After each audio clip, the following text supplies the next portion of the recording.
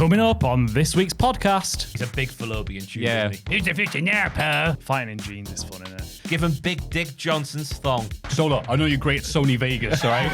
I can't be arsed anymore. You fighting! Woo-hoo-hoo-hoo! Welcome to the Cultaholic Wrestling Podcast. If you like a lot of wrestling on the YouTube, join our cult. Hello, and welcome to the return of the Cultaholic Wrestling Podcast. That's right, just like Kiss, Vern Gagne, and a certain TV show that Tom did work for that we can't talk about, we won't leave you alone. We're back. We're very happy talking to you. We are joined, as always, by the magnificent Joel. Hola. And the lovely Ross. Salute! That's good, yeah. That's how French people do not say that word. Salut. And Sam is also here. So if you hear in the background, it's because he's also here. Joel, how are you doing, mate? Christ alive, it's been a while, hasn't it? I say it's been a while. We did the pilot last week. Thank you to the Yeah, we should be Patreons for your fresh. feedback. Yes, this has been tested. This has been tested. That bit wasn't, to be fair. No. That was a bit of ad-lib that went so... You ain't chaotic. Yeah. Thank No one you. can control you, Maffew. Thank, You're wild. thank you, Joel. You're lovely too. Oh, I didn't say that. I'm taking it. Anyway, he's ignoring me, so I'm going to talk to Ross. Hey, how I'm are alright. you doing? Oh, he's I'm back now. good. I'm good. Football starts tomorrow. That's fun. Been stressing about my FPL team. Are you playing this season? I don't know, Joel. I'm in two minds. Why? I just can't be arsed with it anymore. That's fair. You know, That's good enough reason. what yeah. do you gain from it in life? Not much. Exactly. Not much at all. And it takes up a lot of time. It does. And it's very stressful. And you got to remember every single week to do it, otherwise you just fall down the tables. Yeah. Down you go. Yeah, I wouldn't recommend it. But you're doing it. But I'm addicted. Yeah, you're I can't addicted. help it. I can't help it. I'm addicted. There's worse things to be addicted That's to. be exactly fair. what I was There is thinking. worse Yeah, things. Like yeah. Laramie extra tar cigarettes. Yeah. Other cigarettes are available. It's not real. I know, cigarette. it's off the Simpsons, isn't it? Yeah, baby. How are you? Fine. Yeah. Chugging along. That's all I've got to say. Fair enough. Boring life at the minute. Just work and work and work. But not in a singing kind of way. Work. Exactly. Where Not you bend, in a singing way. yeah, where not, you bend over and shake your arse about. I'm not doing that. Well, that might be coming soon. Who knows? Hey, cha-ching. Yeah, Patreon cha-ching indeed. exclusive, Yeah, yeah. I've got that juicy double. How are you doing, Maffew? I don't have a juicy double, but that's going to be a big distraction for me the rest of the podcast. Mm. I am doing mint. Thank you very much. I am at week 5. I'll finish week 5 now of... I did the wrong number there. I was Doesn't going to say matter. I was 3, wasn't Week 5 of the Couch to 5K with Sarah Milligan talking Oh, nice. lovingly in my Is ears. she annoying? No. God, Yeah. other people I've told that to said, "Oh, I couldn't do it with her." I'm think like, I there have- are other voices available. I had Sarah Cox, I think. She was nice. Spitting in your ear. No, it wasn't Sarah. Was it? Sarah Cox. Maybe really? Joe Wiley. One of them. One Some of them. Radio 1 presenter. Yeah, right. yeah, Okay. Yeah. That's How's from it going? Campbell. It's going great Yeah. because of it being so absurdly hot in the past few weeks. It's actually kind of settled. It's still hot, but not bastard hot. It's been a doddle. It's been so easy now because it's like, well, yeah, I'm not dying of the heat. Yeah. Fantastic. It is easier, yeah. Yeah, I'm so going I've to done go that, for and one I've got tonight. a Mako pot, I think, the coffee thing, because my cafetiere broke. So it's a little metal pot you put the coffee in, but you put in the stove, and you know it's ready because the coffee screams. Oh, like the old-fashioned It way. screams? Like a Yeah. kettle. Yeah, like a kettle for Oh, coffee. right. But it really is like just mutilating these lovely You could coffee. combine the two if you want to get different coffee utensils involved. Go to a shop and nick one and run home. Killing 2 birds with 1 stone there. New coffee utensil and getting your running training in. I hadn't thought about that, yeah. Except I'm jogging, so they would be able to catch me if they put any effort into it whatsoever. But they won't, will they? 'Cause Ha-ha! Like, oh no, a sprinter. they're security guards, aren't they? They're not catching you, Maffew. Oh, in this heat, and they've got all that Kevlar on. Just like Big Boss Man 99. Yeah, got bulletproof vests on. Hey, you've not been a biker recently, have you? So that is us talking and getting along. Is that nice to hear? Because we weren't doing too much of that last podcast. So now we're going to go into This Week in Wrestling, but we're obviously going to cover not everything in the wrestling to keep this podcast a slim, trim, buff, cut, ripped, chiseled, and jacked to girthy hours. I would like to let you know that don't worry if you are jonesing for more NXT coverage from the man, the myth, the legend, Mr. Ross here. You can go into the brand new NX Twiddle, please. It's available on all podcast providers. And if they don't have it, then don't go on there anymore.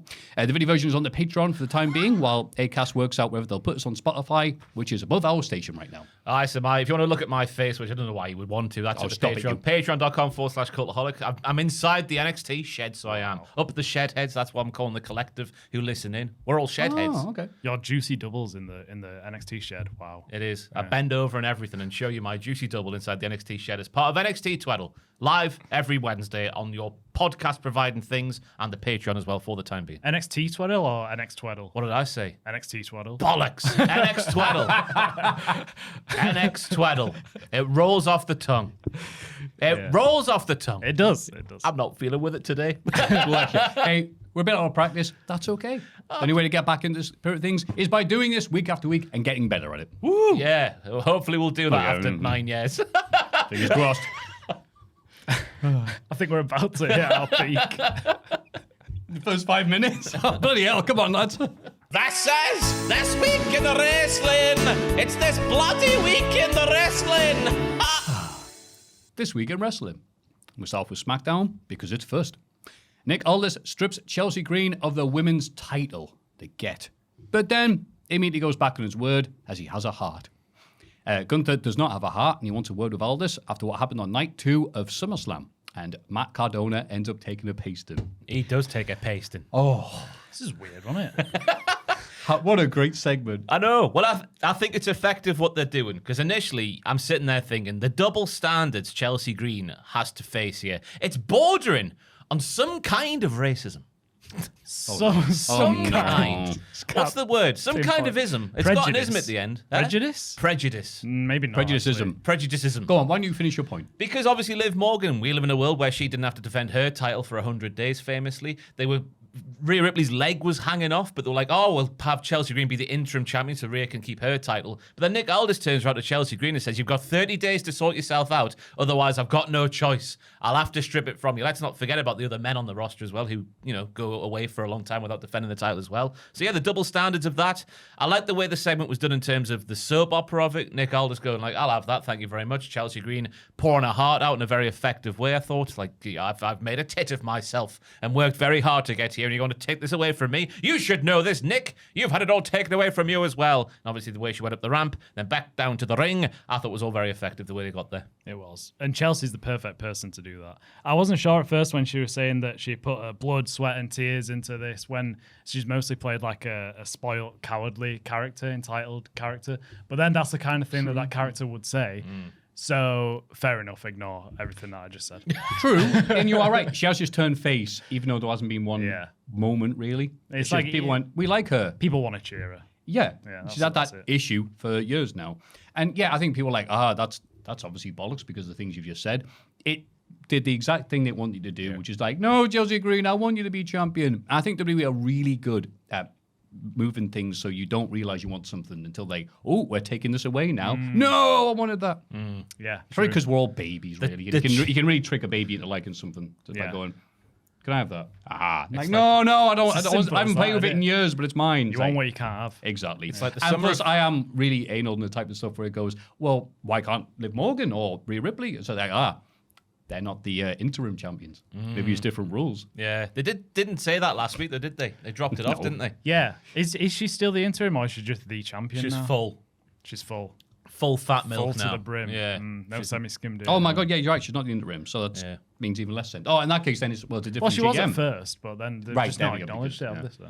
They're being a bit weird about it. Yeah. I think they realised they made a mistake. Like, well, we should have just given her the full thing because Rhea might be out for a while now. It seems. Yeah, it's very ambiguous, this length, isn't it? So, hope you're doing all right. But yeah, it was also like, well, no, it's Adam Pearce. He's bad at his job just because Nick Aldis is good at his job. But then anyway, so that was like, yeah, that worked really well. And here comes Gunther. The best way to start any sentence, I think. Here comes Gunther. Here comes Gunther. Yep. Yeah. And yes, it's Gunther time, and he Gunthers everywhere when he says like, your husband's such a bitch, Chelsea Green. I can call you ever slur. That's a word he used. I like, and your husband's not going to do it to him. And his husband came all the way from catering, according to Gunther, because where else is he going to be? And he lost badly to Gunther, who was in jeans. He got a couple of moves in. Right. He got a kick to the nads and a Rough Rider in. What more do you want from Matt Cardona? Very valiant did pasting, so it was. Did nothing, a low blow. I did like the way the sort of segment, because it pivoted very early on, the Gunther portion of it, because he comes out and goes, what are you doing adding Kevin Owens to my match? And Aldis is like, well. you were added to Kevin Owens' match. I've been in negotiations with Kevin Owens for a very, very long time, so I like that little switcheroo there as well, which should fire up Gunther a bit more. Because I'm starting to think, where's Gunther going at the minute? What's 6 months' time? What's he going to be doing? They have no idea. That's why I got from this segment, and they don't know what to do with it. That's a very good point for Gunther's 2026. Gunther's 2025, like the destroyer of worlds. Yeah. Now it's like, I'm going to beat Matt Cardona. I just think if he's not in the world title picture, then they just don't know what to do with him. That's it. And they can't put him in the world title picture because it's full. Yeah, and if they introduce him as like, oh, it's he could also possibly win this. You're like, he's not winning it. I wouldn't be against the Gunther. Spare prick at the wedding. I wouldn't be against Gunther going after Chelsea's title here. Because the way the segment was set up, Nick Aldis says the line, until someone takes the title from you, it's yours, Chelsea Green. And then da da da da da da. And I was thinking, there's a match I'd like to see. Chelsea wins, obviously. Chelsea wins, but Gunther challenging Chelsea. I hadn't considered Gunther versus Chelsea. I would love that match. Yeah. She'd put more of a fight than Matt Cardona would do, that's for sure. That's exactly what he would say.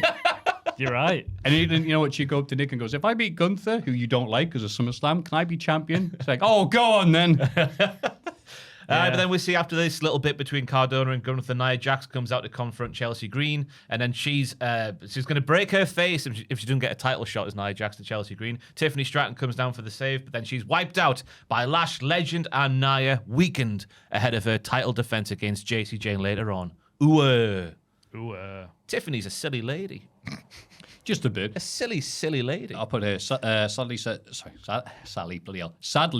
Nia doesn't say, wow, you got injured already? And then adds, you didn't even wrestle me yet. That's mean. That'd have been good. That's mean. But it's fair. Yes. Because she has broken a couple of faces down the years. Yeah. Oh, and Gunther shows up. I'm also not like most girls. Yeah, I thought this was a very fun opening segment to put Chelsea over big time as like a big baby face. Gets really loads of sympathy on her. I thought just, why is Gunther out there? That was just weird. Women's title challenger. Next up. Yeah, it just showed me that they have no idea what to do with Gunther if he's fighting Cardona for some reason.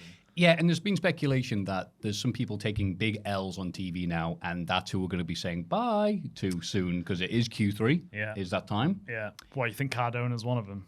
I mean, watching this and going, well, you showed up just to get your ass kicked by someone who isn't even feuding with you. He's been cooked, defending your wife. Yeah. Your real wife. But he's been treated like that since he's come back in. It's no different, really. He said once he was coming after the WWE Championship. He said it with his own mouth on TV. That's right. And after everyone, what? Got their breath back, yeah. Like J.J. Jameson, Spider-Man. You serious? Apollo Crews has said that as well.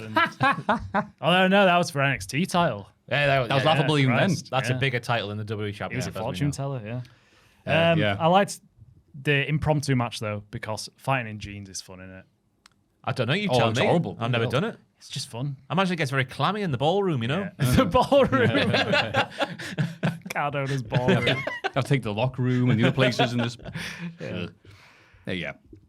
SmackDown. The other thing I'm on SmackDown. CM Punk and Kevin Owens gave us a kind of potted history of their real hatred for each other before Punk promises to leave KO looking at him after he puts his fat ass to sleep next week when the title's on the line in Toronto. How CM Punk, over the last 2 weeks, we knew this about him anyway because we've read stuff about him over the past 25 years of his life. He's just now in kayfabe, in canon, just a judgmental, hypocritical, horrible prick. How are you meant to root for this man? Yeah. Well, fascinating, isn't it? Everyone seems to, though. Everyone loves him still. It's weird, though, isn't it? Yeah, I think it's weird. I really don't like him anymore. Yeah. I've decided I'm just not a CM Punk guy. I think it's good that there's so many kids watching WWE who don't know stories like this because, yeah, you're right. It's part 20 of everyone likes you, but I think you're a real crank. Yeah. But this was very much a loose remake of the Eddie Kingston CM Punk stuff they did on Rampage years ago that I had to go back and watch and go, is it? Like, was this as good as I remember it being? And oh my God, it was. It was just so much better, so much more intense. I don't want to say it felt real because it's wrestling, but did feel like, when does this start? When does the act start? When does real life begin? Yeah. And this sucked because, one, it's a feud based on a thing that didn't happen on anything that was recorded. It was a backstage incident that we only know about if you watch shoot interviews of Kevin Owens that were probably happening at 3 a.m. in a dodgy hotel someplace.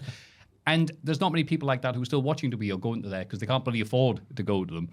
So the crowd were just sat on their hands the entire time. Well, they're trying to like, I think they're like, oh, the crowd's going to be so into this because everyone knows the story. No one knows the story of the nerds. And all the nerds are watching AEW now. So They hinted at it quite heavily because the way this segment started was Kevin Owens coming out there and saying to CM Punk, oh, I saw that the camera picked up you calling me words to the effect of a fat slob last week. So that's like setting the tone there. And they didn't show a clip of that, which I thought was weird. I did think that was weird. They really does own the rights to that. Yeah. Did it even happen? Did it even happen? I believe it. But then that's when they go to the history lesson of 20 years ago. He and Phil, he was winding him up again by calling him Phil on TV, wrestled for the same indie promotion. Owens was trying to make Couldn't a name even for say himself. Ring of Honor. Owens, wait, it belongs to somebody else, doesn't it? They can't do that. Owens was trying to make a name for himself. Punk berated Owens, insulted Kevin, a locker room full of Kevin Owens' peers. And then we get Friends of Owens referenced. You might think I'm talking about 3 of them, but all of my pals hate you, Phil. And again, just like Eddie Kingston going, you know what? No one wants you here. Leave. Yeah. For Eddie Kingston. It's like, hang on. Tell you the bit that pricked my ears when I was like, oh my God, I recognize that from somewhere, is when Kevin Owens pointed out Phil's bad breath.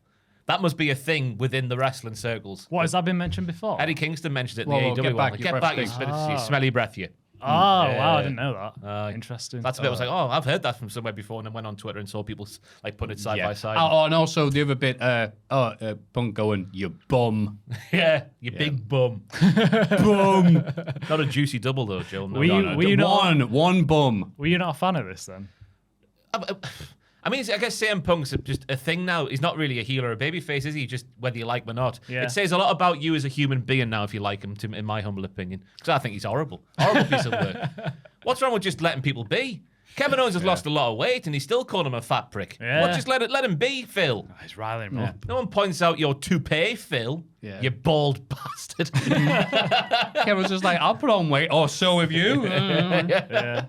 But yeah, so you liked it? I liked it. I think it felt quite uncomfortable watching it, like you were intruding on something, and I kind of like that about it.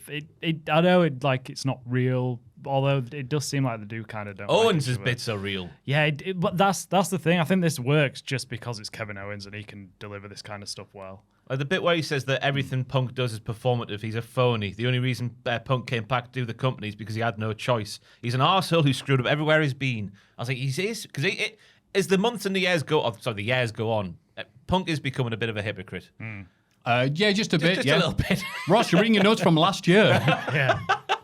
But it is just like seeing someone on as part of the show saying it out loud to CM Punk. It's just like, this is based, because that's the best thing about it, isn't it? The only sort of detracting thing for me, I shouldn't be doing this when I'm watching the segment. I'm thinking about how they're going to cover it on Unreal. Shut up. Because that ruins it for me. Because I want to believe there is a real bit of needle there, which has been like the genesis of what they've been saying. But they're going to twist it into some bollocks, and then we're all going to have to go, that's not right. That's actually what happened to you 20 years ago. You're just trying to rewrite history like you always do. I shouldn't do that, but I couldn't help it. But that's what's there. Yeah, right. It's who's this for? The people who do know it are like, hang on. Yeah. And the people who don't are like, well, you saw them live. They're like, ooh, I'm not going to make no noise now. They really have gone full Russo here with the assumption everyone knows and cares about this. And you look at the crowd and they're all kids who were like, I wasn't even born when this incident happened. Well, they should watch Cultaholic Wrestling because myself and Tom Campbell did a deep dive It on would be nice. Yes. I'm sure when everyone gets up to speed, it'll be fine. But right now, it's like, you remember that one shoot interview clip? It'd be like, what's a shoot interview? Why would you shoot an interview?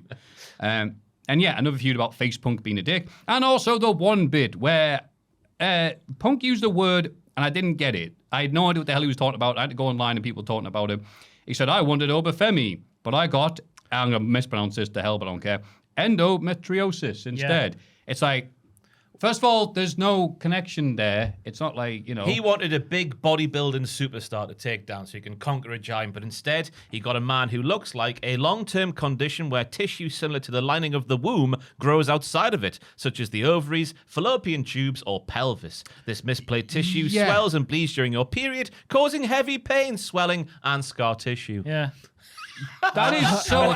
bizarre. I'm not being funny here. Obviously, I don't know much, optically don't know much women as I should. Is that a common, like, thing? I don't know what the hell it was. I don't know. I haven't heard I've it heard the before. word before, but I didn't know what it was. That's why I had to look up the definition of it. Yeah. Because crowd went, ooh. The crowd kind of went, ooh, and then stopped and went, wait, what? Yeah. Like, it was almost like he was trying to do I wanted ping pong balls, not King Kong balls. But it's just like, aha, wait, what? I wanted Obafemi, but I got a uterus. Yeah. Yeah. It just seemed mean. And it didn't That's make what I thought. Yeah, people like, was he trying to go, KO, Kevin Owens, Kenny Omega?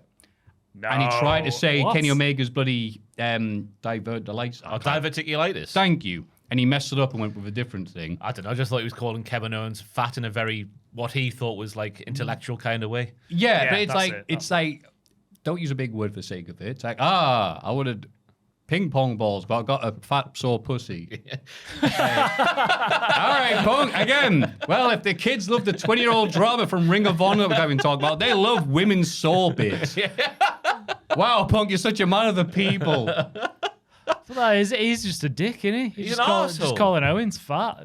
He was getting muted boos from the crowd though by the end because like Kevin has lost a lot of weight and he's still going like, oh, I always work to be 1% better than I was the day before. But that's where he brings in the bum line. Yeah. The bum line comes in there. Like Eddie Kingston. This is Kevin Owens, who's been one of the biggest names in the wrestling for years. There's never been a story of Kevin Owens phoning it in like, I don't know, Carlito in 2004. There's never been those stories, have they? No. I Exactly. thought that was a really weird way to take the promo because he's not. He's a worker, isn't he? Especially when Kev said, I main evented against Steve Austin at WrestleMania. You know, a thing you've never done. That wouldn't have happened if I was still here. He said. What a bitch. I know. Shut up. What a You don't know fallopian that. tube you are, or whatever I'm Gonna supposed to be calling you. he's a big fallopian tube, Yeah. isn't he? He couldn't be a bigger fallopian tube. But he had the chance in 2013. You would imagine. Why didn't the deal get done there? They were doing all the video game stuff, weren't they, Austin and Punk? What happened there? I thought the segment as a whole went on too long. Sorry, I'll break it up. This week's SmackDown, Steve Austin's got also come out and go, "God damn, son. Everyone else thinks you're an asshole, and I'm one of them." But I thought they were circling around the similar points for a bit too long for me, and they lost the crowd towards the end, I thought. I think the only time they had the crowd was when Kevin Owens was like, you thought this of me, you thought this of me, you never believed in me, and Punk went, is that what you think I believe, or what you believe in yourself? And the crowd went, oh, okay, that's a good point. Mm-hmm. And it went, aha, women's bit. Yeah. I thought it was quite effective. I quite liked it. I think it's been a while since we've had a feud where it's just two people who hate each other. Because a lot of the time it's like, I respect you, but Yeah. cross the line, blah, blah, blah. And here it's just like, no, I just really don't like you.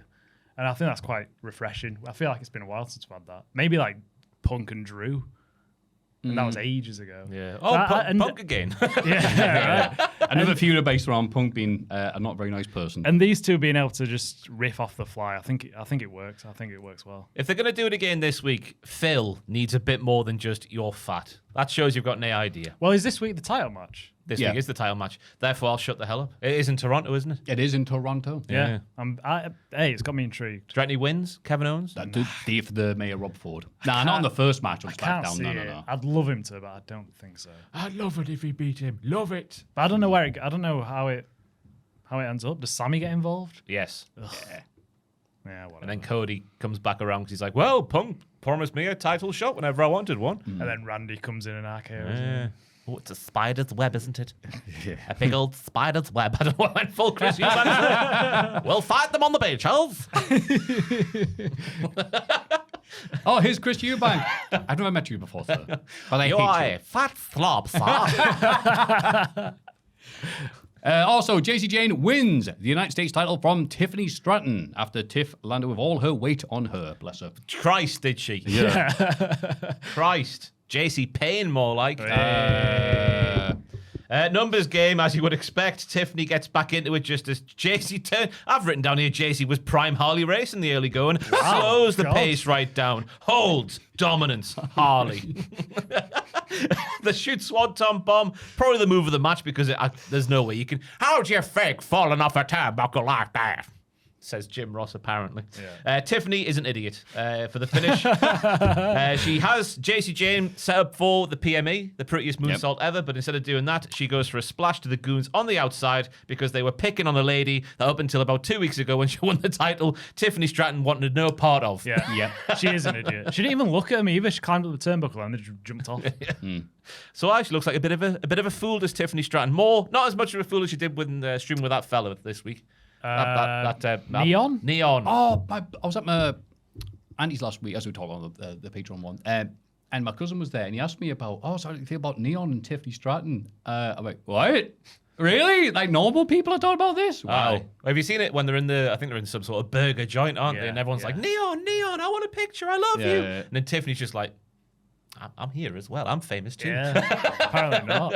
I was always interested that they get WWE Wrestling like confronted with the idea. It's like, no, a person who just streams is like God. I don't know who he is, this neon fella, but he seems to be.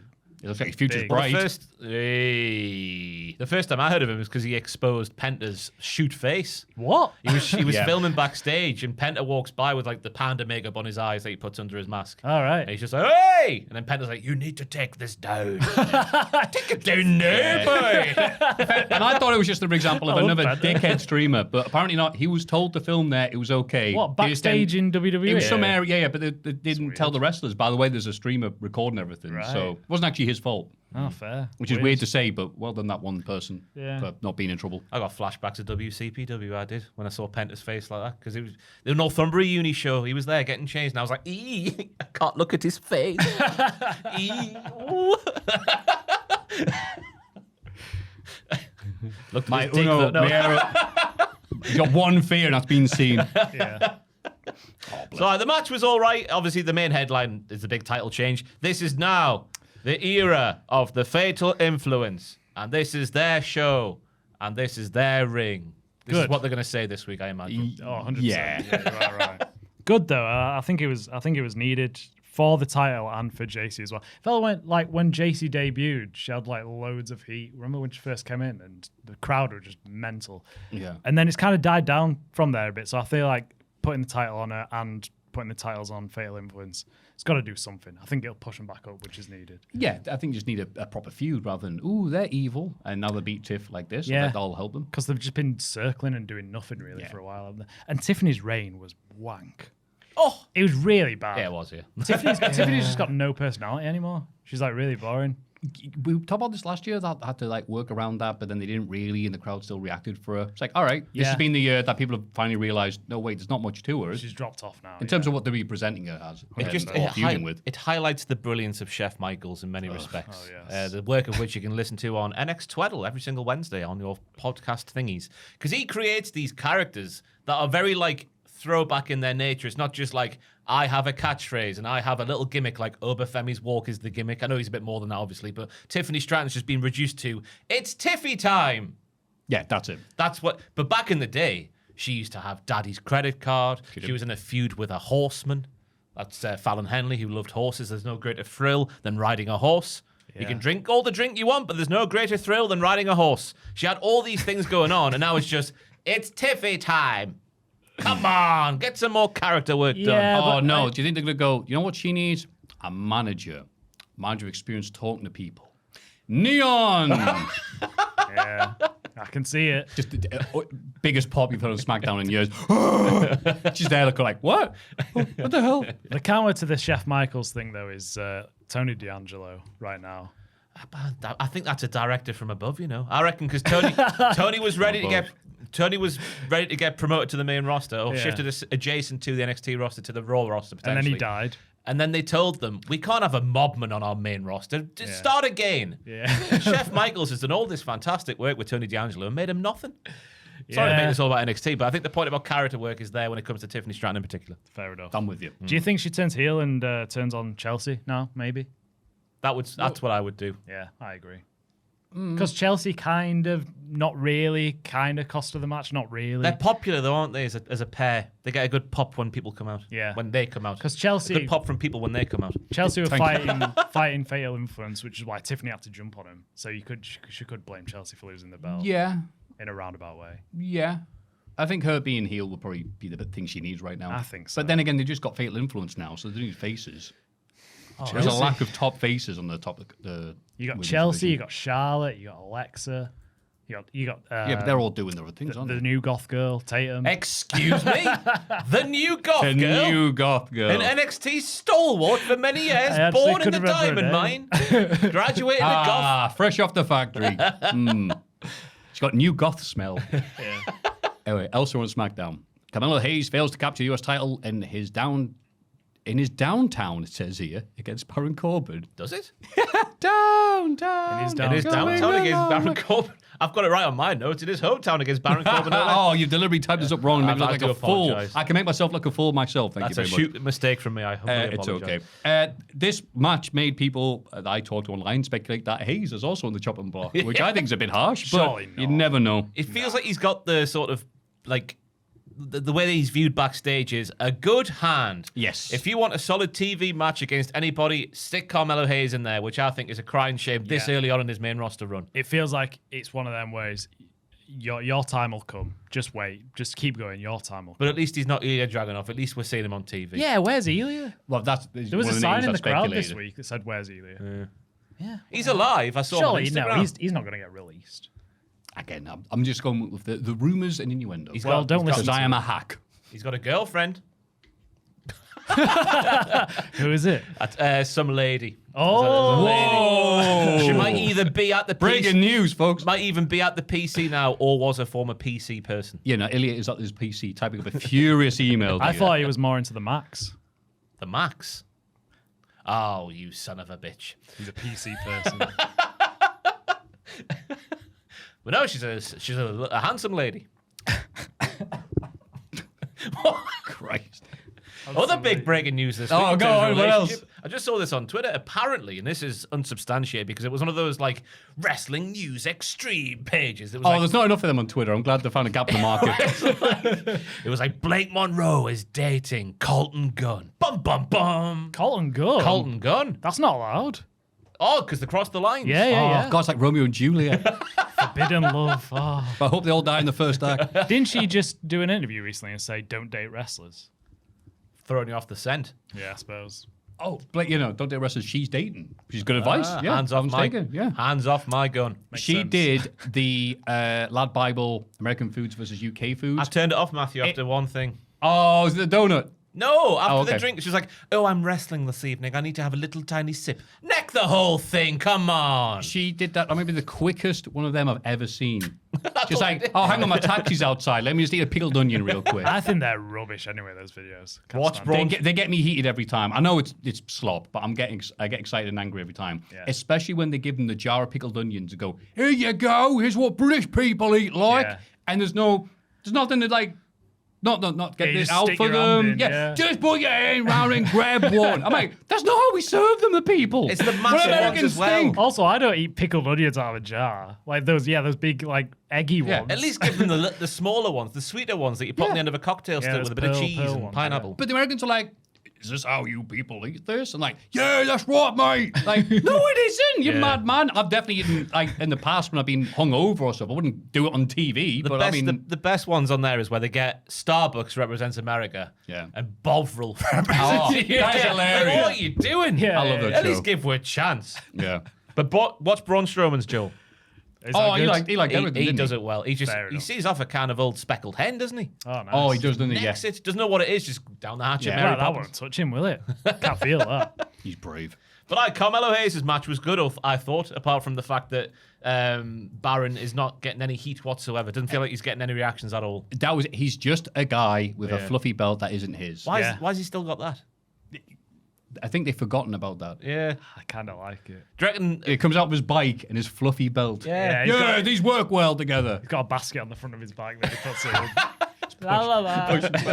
In his pink bike. It goes well with my tassels. They must have started making him his own custom one. So I assume they're going to start doing that now, like what AEW have done with the TNT title in the past. Oh, okay. Like everyone gets their own custom title. There must have been a manufacturing error in Baron Corbin's new custom title for him to still have that fluffy number on.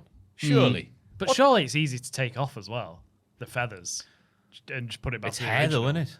Imagine taking off It's hair real by life hair. Yeah, Baron goes to do it, goes, I'm used to Sticks that. on his head. Ooh. I look like Ric Flair now. That'd be great. That'll push him to the main event scene. That'd be fantastic. That'd give him something because he is just bland. Oh, isn't he? Gunther, you're just jealous of my mane. MFTs win Oh, the they tag need to titles. do that. That'd Get the be, razor. Oh, imagine him just like, oh, look at me. I'm beautiful big Baron into Corbin. that. Yeah. Fantastic. Look, every week it's growing. Shaving his belt. The MFTs win the tag titles in a three-way, which is Damian Priest and R-Truth. This is the Triple R World Tag Team Champions, the War Raiders, and the MFTs, Tala and Tama Tonga, a.k.a. Haku's lads. 9:49 on the clock, so it was a fairly chunky match for a SmackDown, especially with 3 tag teams involved. I thought it was a very entertaining time as well. I thought the War Raiders looked very, very good in there. They did the most of the heavy lifting in the match. But in the end, Truth ends up 2-on-1 in the ring with the MFTs, who had Haku at ringside. Good to see Haku and his big stick. Hope he uses that big stick on someone. Stick. Bop. On right Takes there. off someone's nose with a stick. Oh, by the way, Unhinged. Have you seen the T-shirt that we put out? No. It's a picture of him looking all menacing and stuff saying, got your nose. Who? Haku? Yeah. It's like, this man genuinely bit off people's noses. Like Mike Tyson's not selling shirts that says, got your ear. He probably is. Yeah, he probably actually, yeah, I'll say that. You know. Your ear's falling off. You're tripping too hard. Because he does weed farming now, doesn't he? Does he still do the weed farming? Mike Tyson? I mean, if I was Mike Tyson, Probably. I'd certainly be farming the weed. Yes. Up the weed. That was a very non-committal statement. Moving on. Do you know how long Priest and R-Truth held the belts?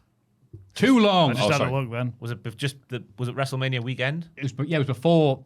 It was the week before Mania weekend, right? Yeah, I guess so. It felt like longer. 147 days. Okay. Great break in snooker. It is, yeah. But it just feels like they've held on to it forever. Yeah. Because there's Long- not much of a long division time right coming, now. yeah. That's the thing now. I would say it was a good match there, but the MFTs have won the titles. What happens next week? Why would anyone give a toss about the tag team division? Oh, Yeah. We've been saying it for a while, haven't we? The fact they're bringing the War Raiders who also do stuff on Triple R already, and they're like, okay, you're here. I think Hi. they have just completely given up now because it looks like they're not bringing Enzo in. They were going to bring Enzo and Cass in. That was the rumors to revitalize the division, and it just seems like they're going to push Cass on his own now. Oh, So I think they've just given up. Wouldn't it be great if they get Big Cass and Simon Gotch instead? No. Vaudevillains. Then Enzo Amore can do the interview Yeah. about Simon Gotch. Yeah.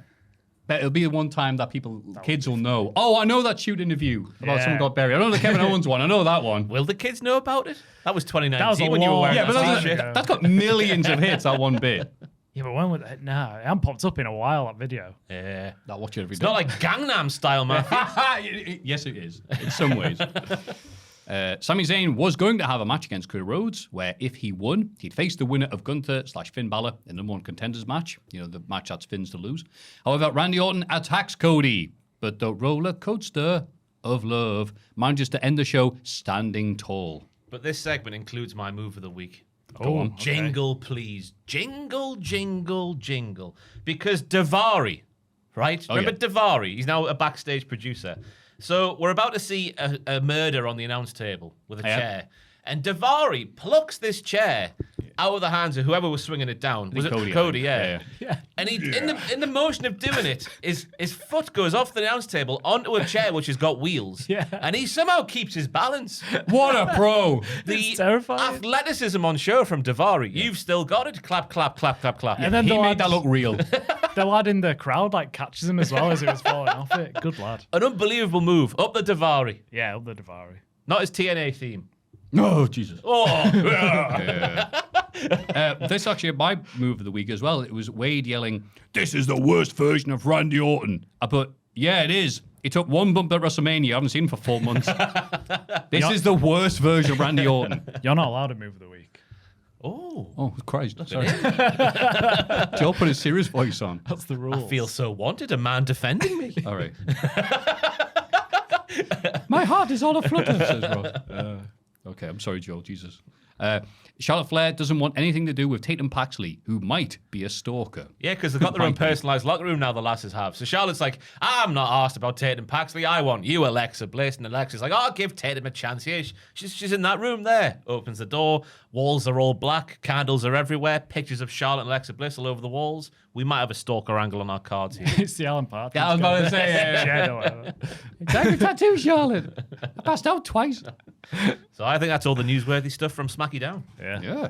Can't like doing SmackDown. It's a lot briefer than this. Monday Night Raw is next. Solo Sikoa is presented to Roman Reigns. Sadly, not like on a silver platter or out like that, or just come out of a cake, which would have been What they amazing. should have done. Yeah. Apple in mouth. Happy Yeah, body oil, birthday, swing it Tribal around. Chief. Give him Big Dick Johnson's thong. Oh. Put an apple in his mouth. Glaze him up. Jesus Christ. Oh, he's just like at the end of Ali G in the house. You say, that's it, turn around, Solo. Yeah. But you got to be back now. But ends up thumbing Reigns Thumbing Reigns. as Solo and LA Knight end the night standing tall. So earlier in the night, we see Jay is being a massive dick to Jacob Fatu, saying, "Who is a punk ass now?" when gloating about running a play and getting Solo to go to Roman, something Jacob Fatu could never do. The sight of Solo in the ring now, it pisses Roman Reigns off. "I'm a blessed man," says Roman Reigns, "with everything you could imagine. So how can I hold on to receipts for so long? How could I not with Solo?" At this point of the segment, I was thinking, Christ alive. Christ alive. Yeah. We know what's coming. Let's just get there quickly. Yeah. Get there quickly. Yeah, Well, please. Yeah. Tribal Combat mentioned, obviously, because that is some history there. Roman's made a promo package showing us what has happened over the past 2.5 years since that episode of Netflix where they debuted on the Netflix. Lovely. Who knew he was such a dab hand at Premiere Pro, Roman Reigns? What a segment it was. That's why he's not on TVs regularly. He's that, Mom, I'm editing. He just opens his mouth to use his teeth as a projector. Okay, that's good. I was going to say, that's why he wants Solo. Solo, I know you're great at Sony Vegas, all right? I can't be arsed anymore. Roman's bigging up Solo. He says, "Whoa, you're a cool guy now, are you, Solo? Fancy watch, big chain." Roman then smashes Solo Sikoa's glasses on the floor, asking why he's not on his knees, begging right now because he's got all that fancy stuff because of Roman and the family's work in the WWE. Yeah.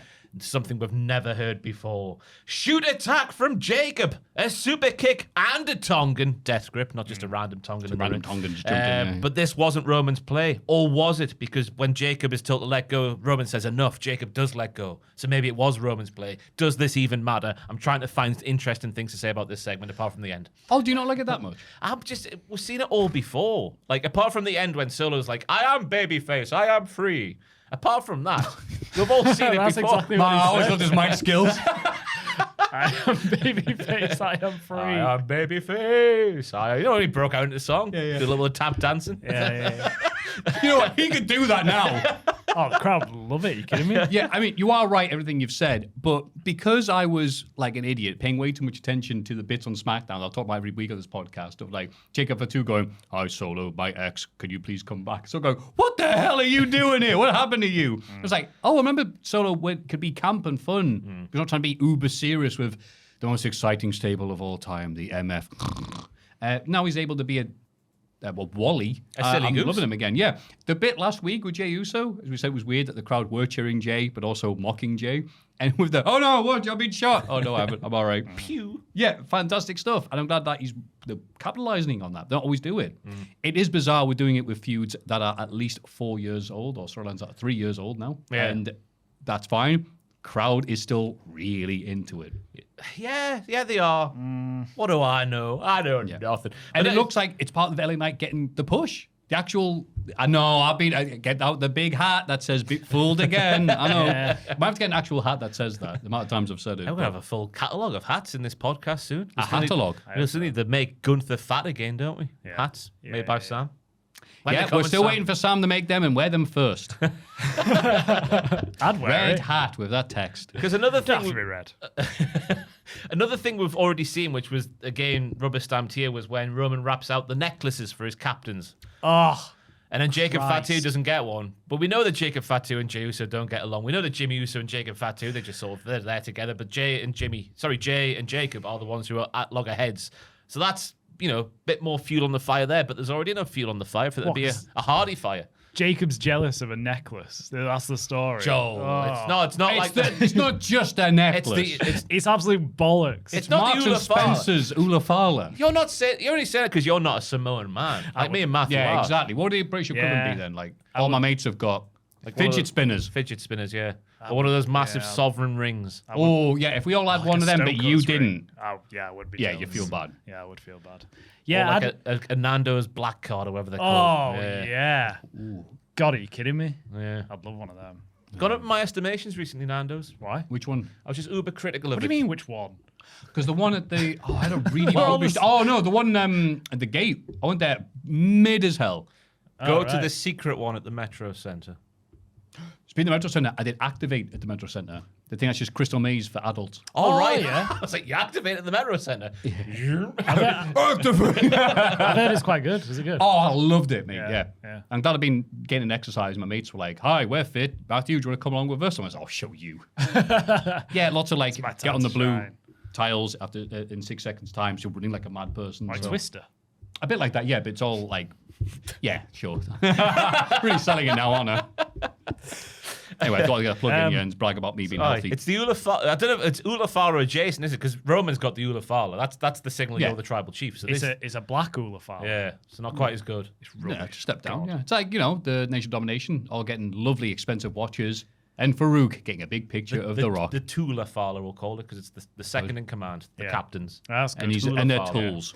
I was conflicted by this segment because on the one hand I agree that it did a good job of getting LA Knight and Solo over and in the main event scene. Great. The Bloodline stuff is just too cheesy for me. I just can't enjoy it. Like calling them captains is just another made up thing that means absolutely nothing. They can sell T-shirts now though, Joe, with captains on. Oh, you too can be a captain. I don't want to be a captain. It's flipping annoying, and I'm sorry to use the F word, but it's flipping annoying. I'm sorry again. Whoa. Let's not say things we regret now. I'm sorry, but it's annoying. It's really annoying. But it's impressive how into Solo I am. I've never liked him this much. It's funny. But the Bloodline stuff, like you said, it's just going around in circles. If I had to book his pencil now, LA Knight becomes champion of Roman Reigns straight away. Jacob Fatu breaks free because of that. Jey Uso is felled by Jacob Fatu over a long and bloody feud, and Solo Sikoa rises up like the phoenix from the flames. Yes. Like a stuck pig on a barbecue. Yeah. You can't have them anymore. I had the Amber Alert. Almost gave me a pissing heart attack. But Really? Well, I don't know what an Amber Alert sounds like because it's that rare. So I was like, I'm like, oh, what the hell is that? I'm like, is that the fire alarm? On Friday. Yeah, and I looked, it was just like, don't have barbecues. I'm like, what? How is this, right? I got nothing. I got nothing through, and Kayla got 2. It's as if the government don't care about me. Was she going to the barbecue after the second one? So we mean it. We can see you. Stop. Yeah. No, she was she was storing her phone under her tit, and I was kind of, that's gonna be so. The phone will think it's in a fire. Yeah. Because she was wearing a vest and she stores her phone under her tit. Right. That's a thing women can do. I know someone who do that. Yeah. I was like, stop putting your phone there. He'll think it's in a fire. That's why you're getting two alerts. Yeah. Use a pocket. She didn't have any. That was the thing. Fair enough. Yeah. I don't know why I've said that on the podcast. There we go. We're happy you did. Thank you for sharing. I'm sure she's thrilled. Yeah, she will be. So then we're going to move on to Paul Heyman in a business. Paul Heyman is being a business slut. He is being a business slut. I didn't think I'd have to read that. Seemingly fluttering his eyelashes at both Bron Breakker and Obafemi as Sunday night's main event match is made. That's copied from WWE.com as well, that headline. It is, yeah. Yeah, copy and pasted. I didn't write that. I believe you. Paul Heyman, the business slut. Officially. So yeah, Bron Breakker wants Paul Heyman to tell him who the future of WWE is because Bron has been a little bit insecure about everyone going, oh wow, look at Oba and his big muscles, isn't that good? I'm endometritis, I'm Bron Breakker. CM Punk reference there. Hold on. Oba then comes down to the ring and he has a brilliant impression while taking the piss out of Bron Breakker. Who is the future, Paul? Just like that. That was not bad. That was terrible. Have a go, Maffew. What, an impression of Bron Breakker's impression? Who's the future now, Paul? That just sounded a bit like Joel. Yeah. Who's the future now, Paul? That's Eric That's Cartman. Kenny, yeah. And it turns round and it's come Tuesday. Yeah, triple threat. Oba saying that everyone knows Oba is the future. Even Brock Lesnar knows it. Oba says that Braun can take it up with him anytime. And I thought Paul Heyman was doing some brilliant heel work here because they're going to get it on. The crowd are going, yo, fighting, woo-hoo-hoo-hoo. And then Paul's like, wait, we're a publicly traded company. We've got to answer to the shareholders. Boo! So obviously, being a businessman and a business slut, as we'll learn at the end of this segment, Sunday's night main event is made. Oba versus Braun. To which Bron Breakker doesn't go, what would you know about helping businesses and making money, Paul? Yeah. He paid for all those tunes in ECW. ECW flourished. Yes, if you don't believe him, ask him. He'll tell you. By the bit where he's being a bit of a business slagalicious is when he's Braun's leaving the ring and he's like, come on, Paul, let's go. You're my friend. And he turns around as Bron Breakker and Paul Heyman is shaking hands with Obafemi. And Braun's face is a picture. A picture, I tell you. He's been cheated on. He is. You don't like it. It's a running theme of this week in wrestling, isn't it? Jesus. Who else has been cheated on? Oh, sorry, I meant more like cooking, but... Oh, you know what? cooking. You know what? Now you've put me in the spot. You're right. I'm completely wrong. Who's been cooked? Cardona? Oh, Yeah. Cardona's been cooked. Yeah, fair enough. I'd argue he's been castrated. Yeah. He's eating his own testicles in catering. God, that's a spot I'd watch. I thought you were king of the death matches. Go on, eat yourself. King of the Indies. Yeah, I'm all right with this because it's a hell of a lot more interesting than anything the Vision's doing right now. Especially Logan Paul, who looks like he's in need of a few nights' sleep. God, he looks rough. And a hairline. And a hairline. Disappearing rapidly, bless him. By not doing anything, he's eating himself from the inside, like how we want Cardona to do. Yeah, this is fine because I want to see Braun Breaker versus Obafemi. Oh, yeah. I'm quite happy that we're getting it so soon as well. I thought this would be a match that they'd save till, I don't know, at least Money in the Bank, but no, we're getting it in like a couple of weeks' time. Yeah, I was talking to somebody about this the other day. Like, the build-up to SummerSlam and Mania this year was, let's just say, wank, for the sake of brevity. For some reason, the build-up to the B shows and C shows, if you count SNME, has been way better. I'm way more excited or interested in watching Raw and SmackDown at this period now than it was like the big shows coming up. But then the B shows and the C shows build to the A shows. Yeah, that's the problem. Then I lose interest. The B shows and the C shows don't deliver because they don't do what you think they do. Like this Braun Ober match, surely it's not going to be like a definitive finish or it's a long match or anything. You think there's going to be shenanigans? Joe, you are right. I need to actually buy a fell for it again. Why get positive about anything? I reckon they're building towards WrestleMania here. That's one of the WrestleMania matches for next year. Okay. And this is the first of a so far away. This is the first of a trilogy. Yeah, you might be right. They could both fall off a really high ledge and then be written off TV until December or something like that. You know what? I like that idea. To interrupt you. I don't see Braun beating Ober. No, I think he's going to keep Ober protected, which is what he should have been. But I think it's a good thing as well having Braun Breaker be this insecure because it makes him feel like he should start being more like Scott. Quite frankly, we know he is a Steiner and not his kid.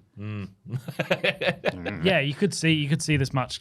Like they're not going to waste this kind of match on a Saturday night's main event. I don't think on a Sunday night's main event. So it'll end up being like Braun gets distracted because Peyman's talking to Ober, and then he gets angry, and then Ober just pins him really quickly or something. I don't know. It just feels like I'm glad we're getting it, but it's not going to be the real thing, is it? Almost, I can't trust it. I reckon they'll break. Like Sunday night's main event is like a house show. They're going to break the ring. That's why I'm going to be pricked. Oh, that'd be good. Ooh. Big Show Lesnar. Yeah. That kind of vibe. But Braun's not built like that. Oh, he's going to go straight through the mat. You watch. Oh, he's going to go head first into the mat. Oh, okay, right. His legs sticking up. I always think it looks so comfortable. Like when Taker goes like through the ring by a cane. It looks like nice little place to have a little nap. Yeah, it does. Anyway, but I digress. Yeah, we are digressing hard here. Elsewhere on Raw, Stephanie McMahon's first match back is set for next week against Roxanne Perez. After Steve and Becky Lynch, who both want Liv Morgan's title, take on the JD in a fight. Go on. Yeah, I like what they're doing with Stephanie McMahon and Becky Lynch being at loggerheads, but also fighting together because they both want the same thing, which is that diva Liv Morgan to stop taking the women's wrestling back 20 years. But as for this segment here, it was much of a muchness. We've all heard this before. The news was that Stephanie's having the first match back next week against Roxanne. You don't have to put on your red light because you are a prostitute and you work in the evening and it's dark and people can't see, so they need a red light. It's scary. Please don't stand too close to me. There's a policeman watching. Yes, I am. I'm going to stop saying that because Sam does a thing coming up at the start of the podcast now, and I was going to say a thing which he will use. You need those But things. it is a commentary of Sting's performance in that song. Please don't stand that close to me, schoolgirl. What? Don't use that either, Oh you my bastard. God. He wrote it about one of his ex-students, didn't he? Yeah. Did he? When he was teaching in Gosforth. Big Gordon. Schoolgirl. What? That's what you just said. He's quoting a fictional rendition of a song. Oh, no, that's how it goes. Well, Well, no, I was singing Roxanne. so this segment It's never ending. kind of felt just like last week's. Yeah. Yeah, except they realised, she should talk less. Becky and Stephanie almost kissing again. Hey? I've done that a couple times. Almost kissing? Yeah, Becky turns around and they go really close. The faces go really close. That's just your imagination, Yeah. Joel. And Steph goes, no one likes you and your breath stinks and you're a bum. I imagine Becky Lynch has got pristine breath. Pristine. Oh, yeah. Yeah. She's probably, her answer probably pay for some really expensive things to make you... They all do. They're smell all like- rich and famous. Yeah. Although she'll have, on a morning, she'd have coffee breath. She would, yeah. I mean, we all have that. Yeah, that's true. Do you reckon she brushes then coffee? Or coffee then brushes?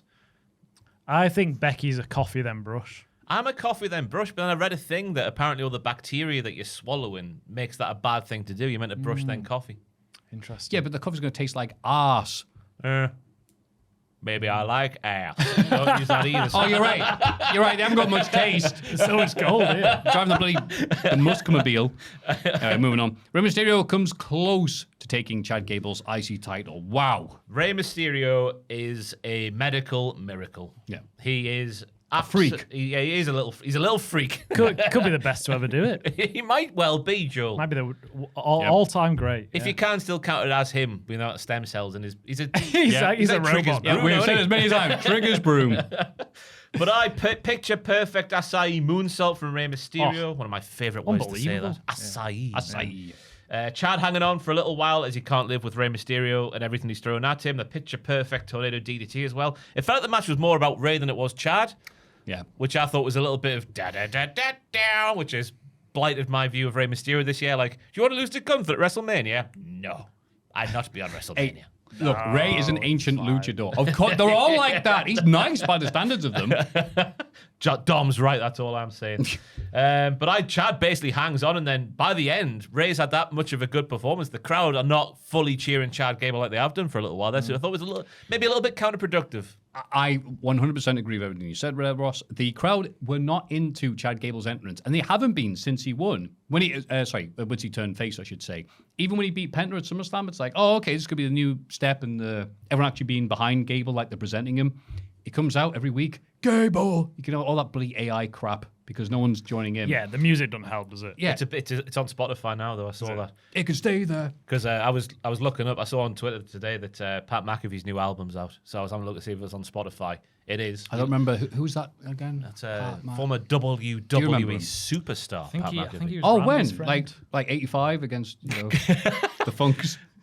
He's got an album, right? 14 songs long. So it's a big boy album. So the skits or And we the listened actual songs? we listened to two, and they both sound the same. One was What called. genre is it? It's like rock rap. Rack City, bitch. Okay, rock rap, like, hey, I'm Pat McAfee and I'm rich. If you don't like me, then you're a bitch. Yeah, remember Hardy from the Royal Rumble that time? I'm at the bar and I still ain't sold out. That one, that guy. It's like Hardy. It sounded like the B-52.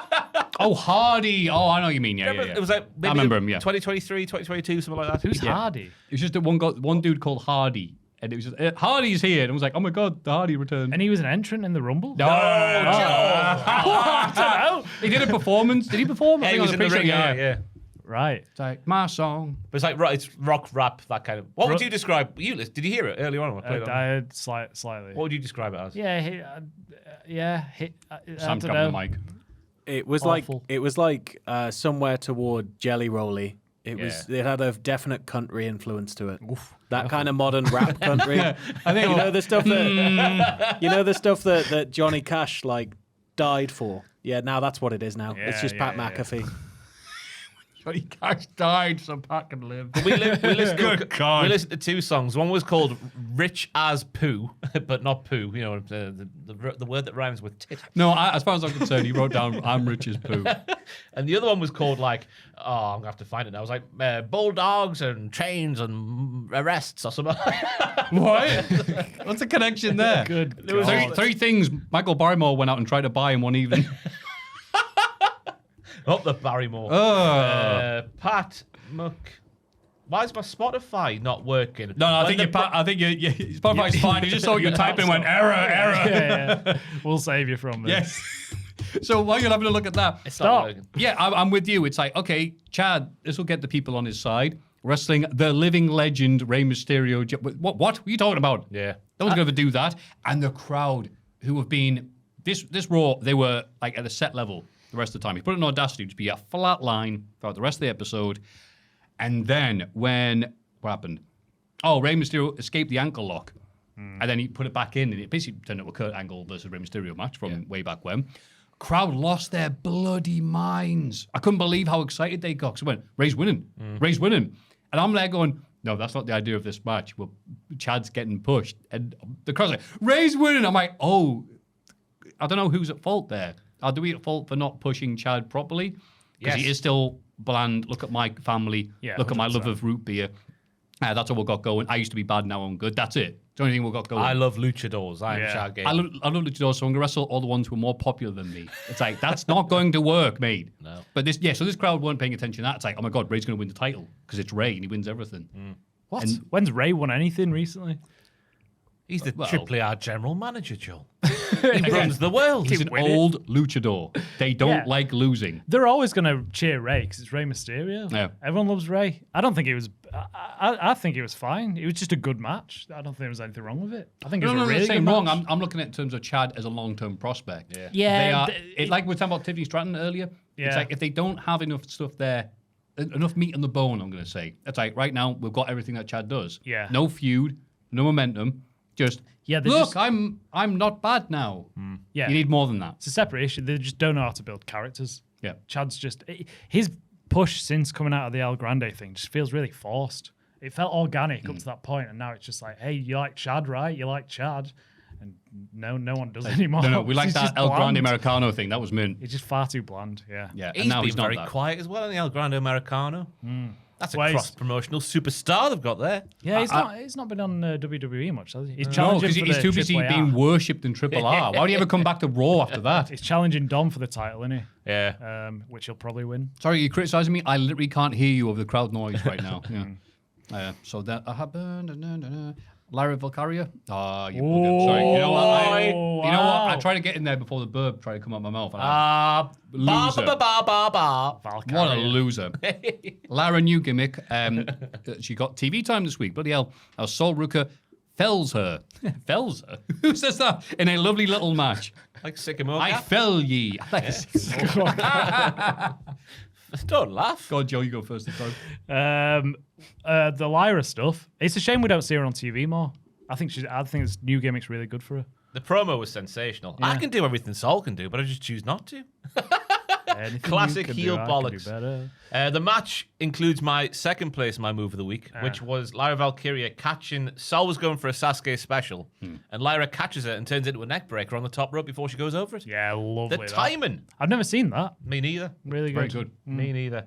Then that goes into a scissors kick to the back of the neck off the top rope. Very imaginative stuff in this match here. I'm glad to see both these ladies, because there was those stories that like Sol's apparently getting cooled down a bit because they haven't been too impressed with her in-ring work. I read somewhere. I can't remember that who as well. reported that, but I'm glad to see she was back on form. Yeah. Agreed. She was on form in this Yeah, match. yeah. I thought it was a really good match. I thought that it was a match where it was a lot of spots and setting up for spots rather than like the Gable and Mysterio match felt like it flowed better. And this Yeah. was like setting up for this, setting up for this. That was a setting up for criticism of Sol Ruka back in the NXT days. I do concede. I do concede. Yeah, it's a Well, hot good take here. This week's hot take. Rey Mysterio is slightly better than Sol Ruka. But no, I'm with you. Sorry, I sound like a bitch. Sorry. What do you think? Good. Real good. It was a very crisp wrestling match. I mean, Lyra Valkyria, we know, is, in terms of just being a pure worker, brother, one of the best around. So it's no shock to see Sol Ruka getting a good match against Lyra Valkyria. But no complaints. Near move of the week contender. Yeah. I'm with you. I just was confused that they've given Lyra a kind of a push because she's vanquished the evil Bayley from WWE, and then she just loses to Sol. They've not capitalized on her whatsoever. Clearly, it's not a gimmick where they're like, "We're really behind you." It's like, no, we just need someone to beat Bayley. Yeah. She's just got the spooky gimmick now. Well, not spooky. It's not spooky. She's just got a Deranged. yeah, Hang around the big market look. yeah, but she's not going to win.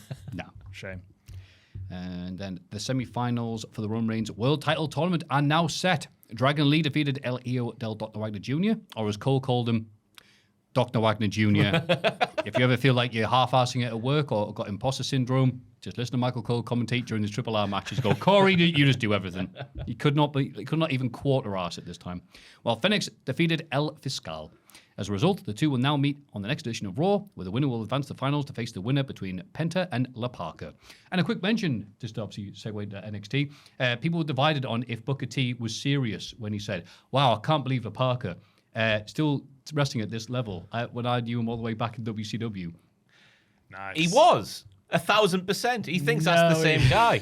Because how to be like, no, of course that was tongue-in-cheek. Oh, I give him some credit. But I'm like, It is Booker. It's so ambiguous. It's like when Cruz. Oh, if you don't know, by the way, no, it's not the same guy. Yeah. That'd be amazing. This is a third Laparga. This is a cheap imitation of the real Laparga, by the way. He's too skinny and his dancing is too good. And his dancing is not to say his dancing is good, but Laparga's back in the day, he just had shaky knees, didn't he? Yeah.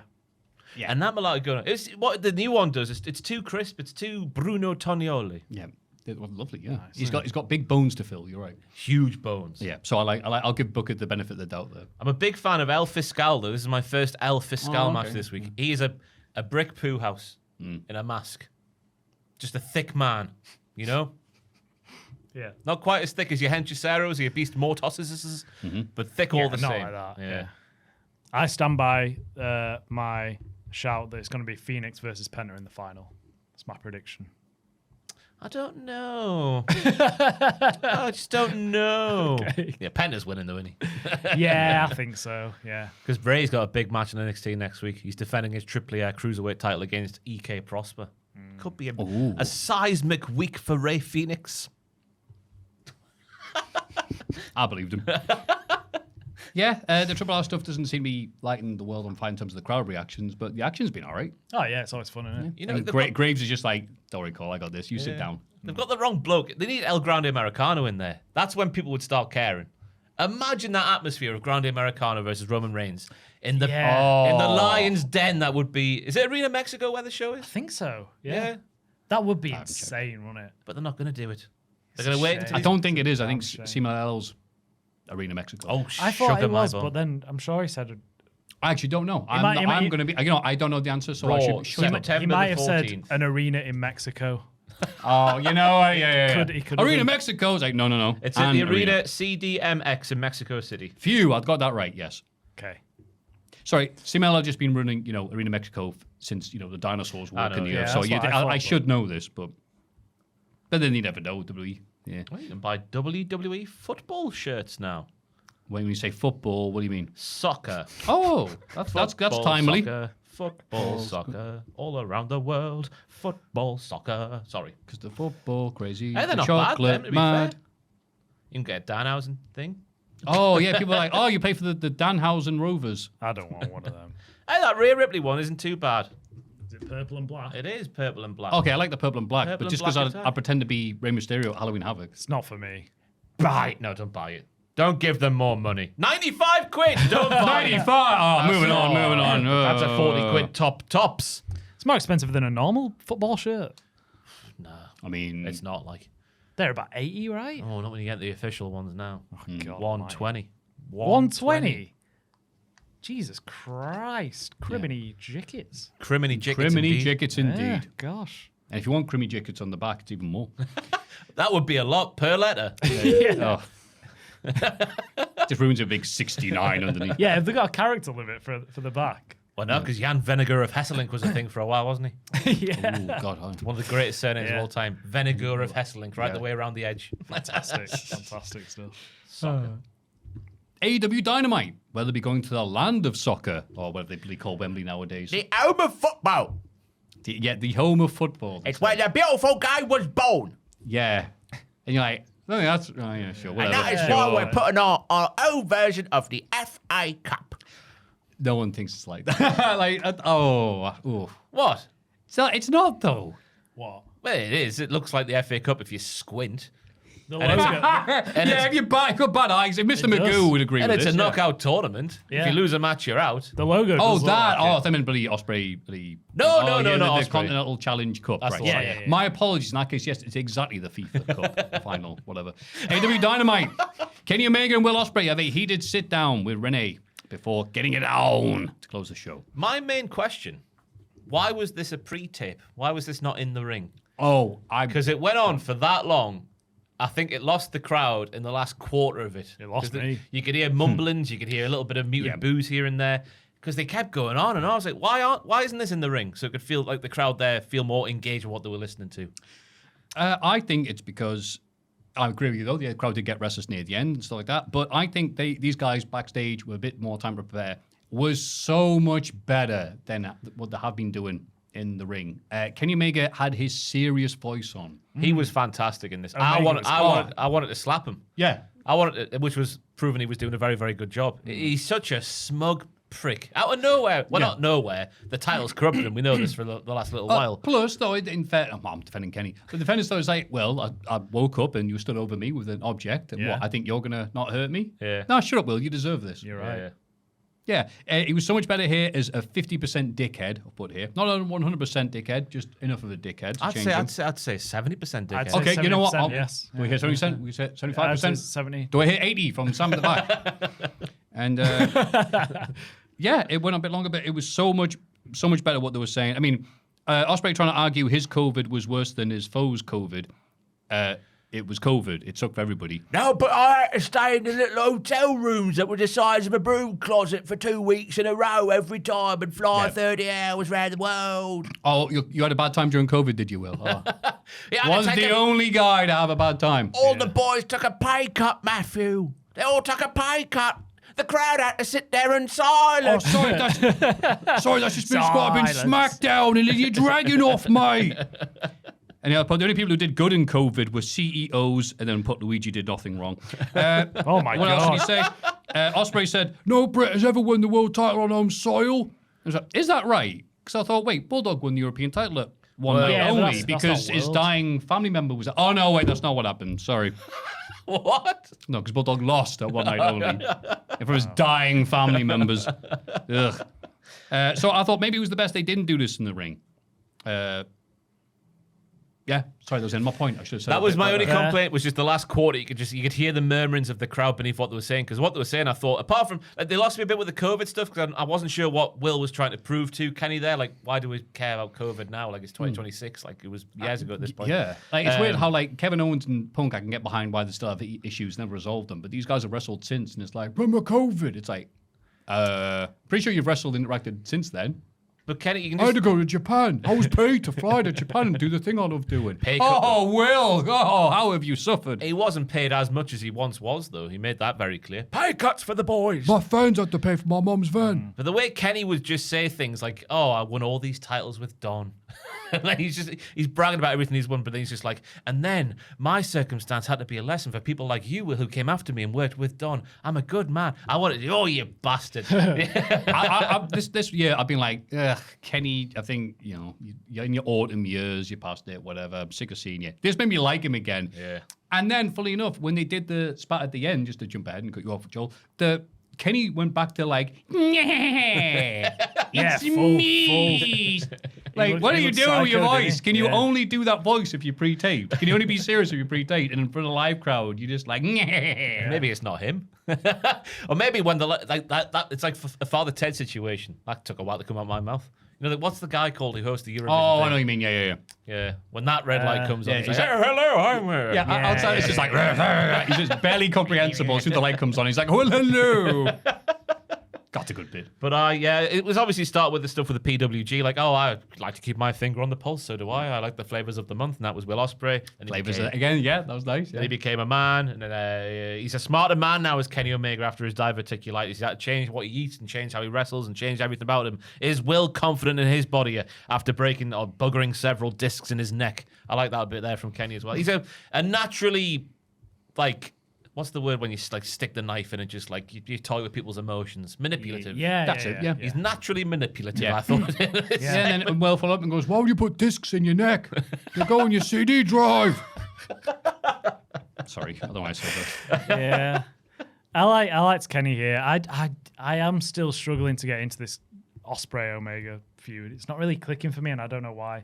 Like this segment, it was good, but like they were talking about Don Callis and COVID, and I was like, I don't care about any of this. I don't care really about your history. The Don stuff. It's a good week for like, remember that thing that no one saw backstage in the locker room and you like called me fat, which is very unfair, Kenny Omega. I'm not even fat in any way. See, I preferred the Owens Punk segment rather than this.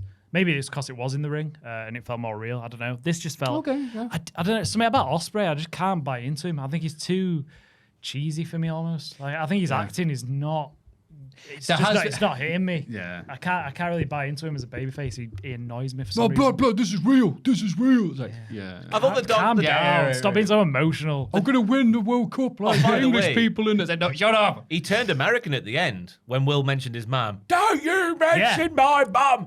No, we don't care. I know, yeah. Say all you want. That's an American thing. Don't you mention my family. Yeah. And then he mentions his boy. Maybe your boy will need a new hero after I topper you at Wembley Stadium. I liked that. I liked when Ospreay stood up. I was like, whoa, hey, take it easy now. Go on. But I thought the Don stuff was worthwhile bringing up because it was more stuff from Kenny Omega sticking the knife in. Well, you had Don help you, but I didn't have Don help me when I beat you. Sure. Therefore, your win doesn't even really count. That was good. It's like, oh, you know what? That's finally bringing up full circle, actually making sense of this. Yeah, I All guess so. yeah. I There's a lot of fluff around it, but I feel I like think it got should there have in the end. worked, but I don't know. It just didn't click with me. Don't know why. Kenny clicked with me. I liked Kenny in it. I liked Kenny in it. Elephant. It's gone. Never fails. And then they bring the night to skip ahead. Kenny shows up, Turns psycho. turns psycho, yeah. I liked that. I liked his face at the end. on You've the got floor. as much charm as a parking ticket. We all say that, don't we? Rubbish. he didn't know what he was saying. He messed up the words of it, didn't he? I thought that was all right. I thought that was What all does right. that mean? No, there's no no. You don't go. Ooh, a parking ticket. You go. Oh, bollocks, a parking ticket. Yeah, Do you I not mean guess. a Why have to explain the concept of a parking Did you ticket? not mean the warden? The charm of a I think that's a good sentence. There's no charm to a parking ticket. I think Right. you just made it up on the spot. Well, this is a fancy gold-plated. You could have said parking ticket. anything, though. You could have said poo. Brick. You're as charming as poo. Oh, you know what? Yeah, you're right. Some poo could be charming, I suppose. Yeah. Which ones, Joel? The little like ice cream Mr. Whippy ones, they're quite charming. They're fancy, you know. Do you produce them, do you? No, I don't. Oh, I wish. God, are you kidding me?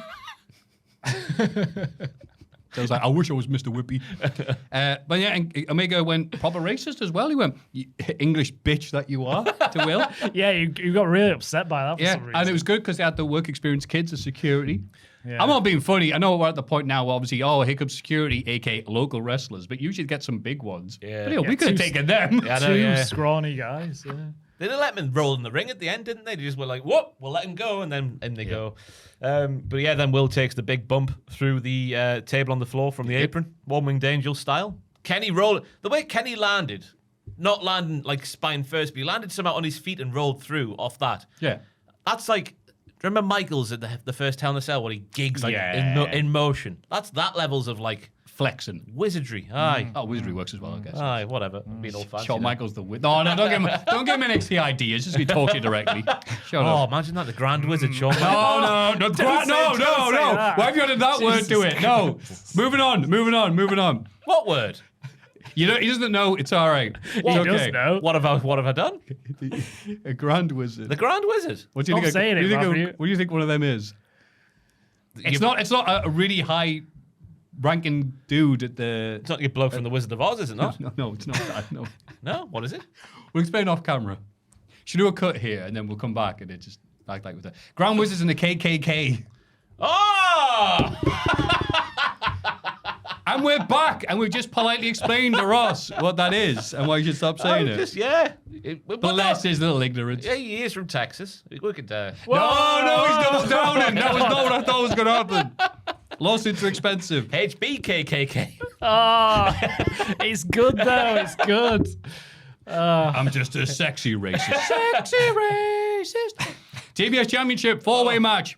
May World defeated Chris Statlander, CMLL World Women's Champion P, and Hikaru Shida. Come on now. May they got a Persephone. show. Persephone. Bless you. What do you think of the match, Joel? We'll let Ross cool down for a bit. Good match from all women involved. Maya kind of played the underdog role mostly in this, I thought, with Persephone and Statlander being like the dominating forces, which I think was a nice synergy. It worked well. She's getting a bit of momentum, is Maya World. It's nice to see after a match from where was it? Forbidden Door? Yes. Was it Forbidden Door? Where she Against won the title. Mercedes. Yeah. Yeah. She didn't win. No. Hey? Huh? What match are we talking about? Which right. won the The title? Mercedes one. Oh, Mercedes one. Double or Nothing was that then? Double or No, that was oh, Forbidden Forbidden Door. Door. He's right. Yeah. Sorry. He said when she won the title. Anyway, she's getting Grand momentum. Wizard. It's nice. It's nice to Thank you, see. Ross. There was a lovely kip up into a spear from Persephone. That was lovely. I really like Persephone. She's got something about her. What is it, Joel? So's Statlander as well. You pig. She's got nothing to... You bum pig. She's good at wrestling. There's nothing wrong with saying that. I was impressed with Statlander as well. I think she's doing good work, but I still think she needs... I wish she had something more, some more character for me to... Yeah, she's in a Chad care Gable about. style zone of like, oh, it's Chris little Statlander, bit. and there's not much to her. She's a bit cooler than Chad. She's got more of an intimidating presence about her. Statlander. Keep on running. Statlander. What? Keep on running. It's like that crappy Chad Gable thing song that won't leave my head. It won't leave you... Well, it's working then. It's stuck in your head. She's an alien. Statlander. Yeah. Well, she used to be. She's not anymore. She's half an alien now. Half an alien. Yeah. But I thought she was the woman of the match, Statlander, in terms of what we saw there. She did most of the heavy lifting. To be fair, the way it was all pieced together, it was very, very, dare I say, Shawn Michaels NXT. Oh my God. That's the last time I mentioned his name. Because it was. Until when? We always say that. We always say that, don't we, when we see like a 4-person or a 3-person match in NXT, how they seamlessly fit everything together. Better so than most of the promotions, which people think we're being ironic there, but we're not, because they get to practice all week long in the same ring and everything. Yeah. So that was just the Like way how we get together and practice this podcast. Exactly, aye. That's why it's so seamless. Seamless all the time. But it's been a big week for Maya World, though, because after getting the win here, which I thought the finish was very, very well done. I do think Maya needs a bit more, actually wrestling to win matches rather than just I've nicked one again. Do you remember Orange Cassidy when he had the international title? Yes. And he just won via roll-up 9 out of 10 matches. Yeah. I think she needs a bit more than that, otherwise it gets a bit samey, But she's got a title match against Willow on Collision this weekend. Ooh. Ooh, Not a chance. what? You think? You really think so? There? This close to Wembley? Hey, they could run it back. Mercedes and Maya. People would be into it. Not at Wembley. Not You at can't do that at Willow. No. You can't. But you just did it to Tekla.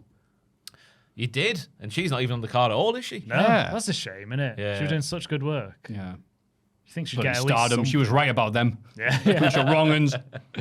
And then Moxley and Nigel advanced to the semis of the CCC.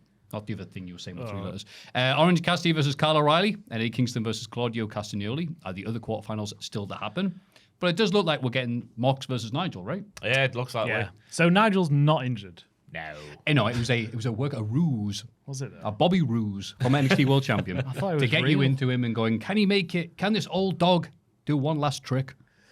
Yeah. Yeah, I fell for it as well. I wasn't too sure.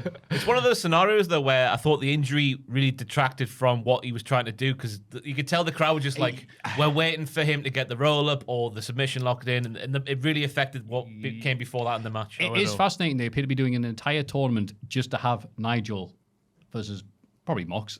One last match at Wembley, one last chance at the title. Just for Nigel is what a sign of confidence that is for the commentator. I hope he gets effing in the bushes as his theme, though. Yeah. WWE threw that gauntlet down. I'll probably say just as despite the other company, but also bring out their British commentator. Yeah, because I think Nigel had it in 2023, didn't he? When he came in the battle, was it 2023 when he came? No, 2024 when he came. Yeah, in the beg your battle. pardon. Yeah, wrong year. Yeah. Christ. But I thought Jay White versus Moxley was my match of the night, I think. Proper war between the pair of them. Moxley eats poo for ages, turns the tide with a was it that whippy stuff? That Joe whippy likes? stuff that Joel likes. Okay, cool. Yeah, the charming one. Charming, that was the word he Charming whippy poo. But he turns the tide with a lovely pile driver, and then White is dropped on his neck of sand. Mint counter wrestling from White there on as Mox tries to get back on top. He was doing moves in the middle of Moxley's moves. A wrestling wizard, so he is. Jay White. No. Just a wizard. Okay. Just a normal wizard. A magical man. Blade Runner, but then Moxley rolls out of the ring. Devastating scenes for Jay White. And then a lovely Kurt Angle kick out, I reckon, from Jay White off the Death Rider. that's good, wasn't it? That had me going before Moxley gets the bulldog choke for the win.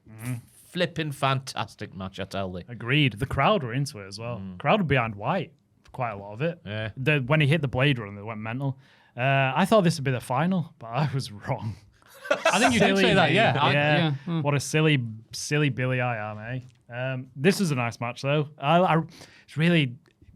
Mox's, the way he wrestles is just so nice to watch sometimes. Yeah. You know, when he hits the Blade Runner and he just rolls out of the ring, he wrestles really smartly, which I appreciate. And then he rolls back in and just gets him into a gate roll. Like, he didn't use any strength of standing up. He just grounds him. I just appreciate that about it. He's so cerebral. He is. Yeah, he's simple and effective. Yes. And yeah, when the Death Rider was kicked out of a 2.99999 and then the choke on it seconds later, that strategy does happen in a lot of Mox matches, but I don't care. But it I makes liked sense, right? That's it. It's all making sense wrestling. Yeah. That's what I like about it. Yeah. Intelligent. Charming. Smart. No. And yeah, the Hechicero versus Nigel match, it didn't hit the levels I think people were expecting it. Scott and the mates who were watching at the time. But the story is, Nigel's paggered. Can he make it to Wembley? And that got in the way of, we see these two guys at the top of their games. It was just, can Nigel overcome Hechicero? And everyone goes, probably. And I think it's Hechicero. And I think that might get a bit tiring in the following matches now as well, where Nigel's just going to be like, oh, he's not going to do it. He's not going to do it. Oh, he's done it. Yeah. How many is it just one before the final now? Yeah, the semi-finals is in Fair enough. Cardiff, I think it is, isn't it, first? And then Glasgow, Glasgow. for the other ones. Yeah. Okay, fair enough. But Nigel's got to be in it to win it, as you used to say. Then later on, Darby Allin is blown up by Kevin Knight ahead of their match at Wembley. No, it wasn't cardio. It was the Jeff Hardy bit from Jeff Hardy bit, 2009, 2010. Yeah, 9. Yeah. I think, yeah.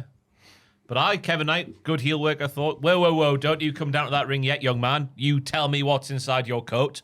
I don't want no weapons brought down here. Obviously, he gets blown up. And then we see, I think, the most interesting bit. Well, no, the most interesting bit was man being blown up. The second most interesting bit was Stephen Borden coming down to the aid of Darby. As it looks like Sting was senpai to Darby, and now Darby is senpai to Stephen Borden, who is a clone of his dad, a literal clone. Yep. El Clone. El Clone. El Clone. Not Clone, that's a different guy. Oh. El Clone.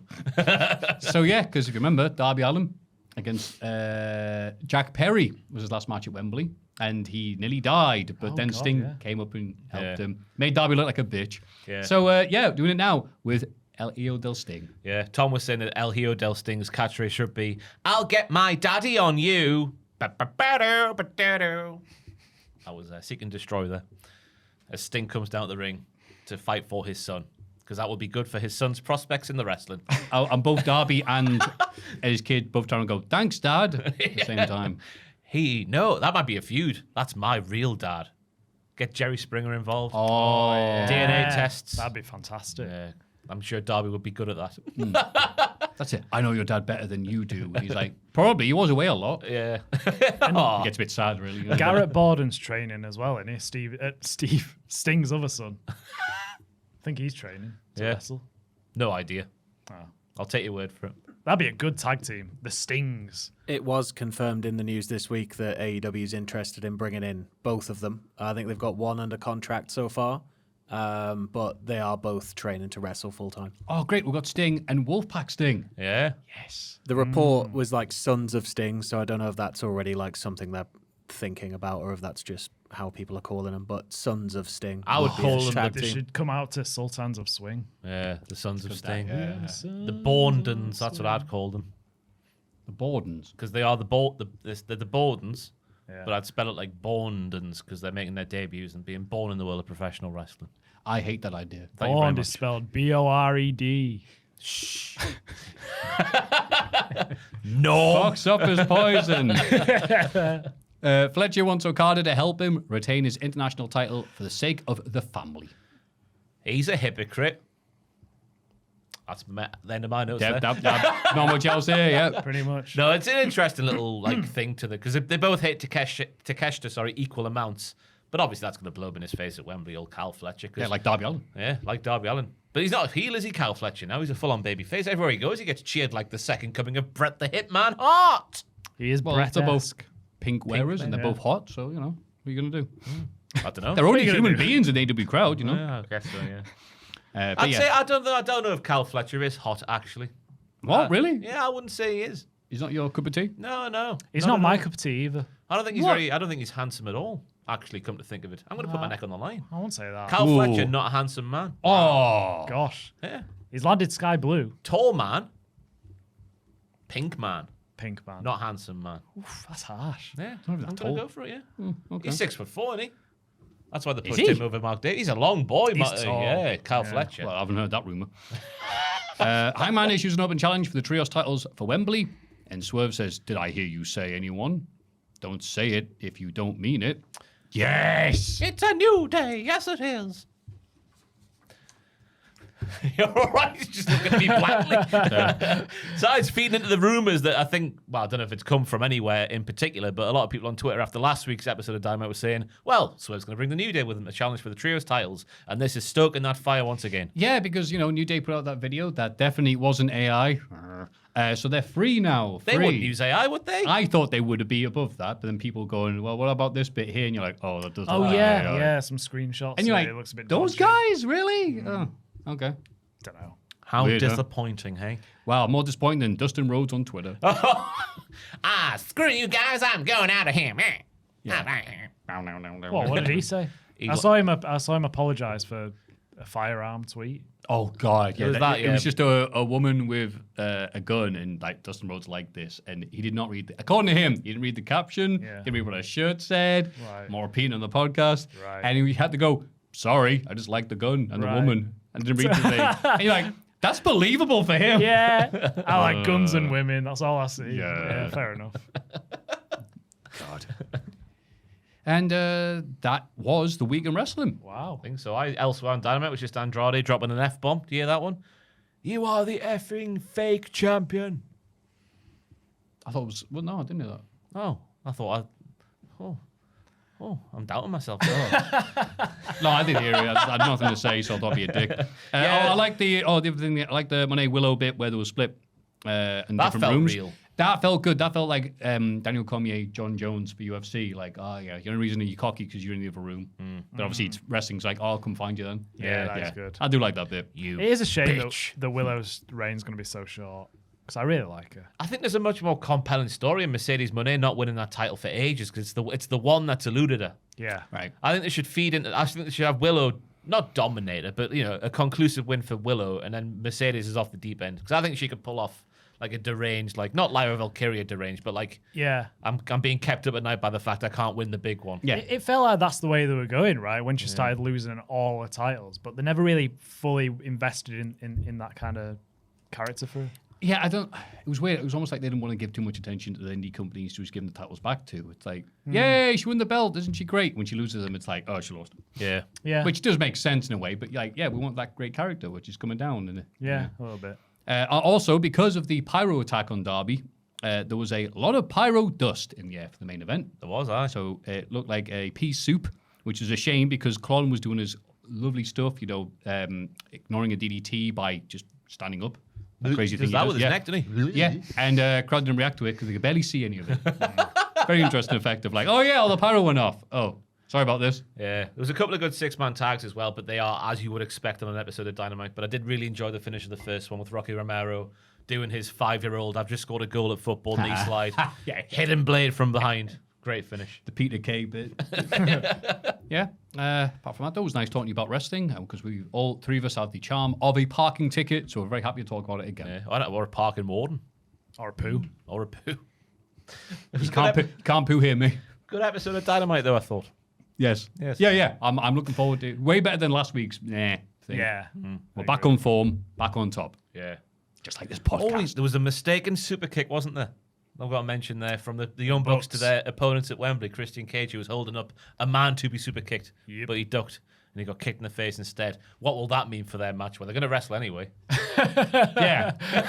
Didn't even register that bit. Like, yep, this is an angle. That's it, though. I think we've ticked all the boxes from Dynamite. Yes. very nice. So move on to the next bit. Let's all go to the post box and see if the postman's been.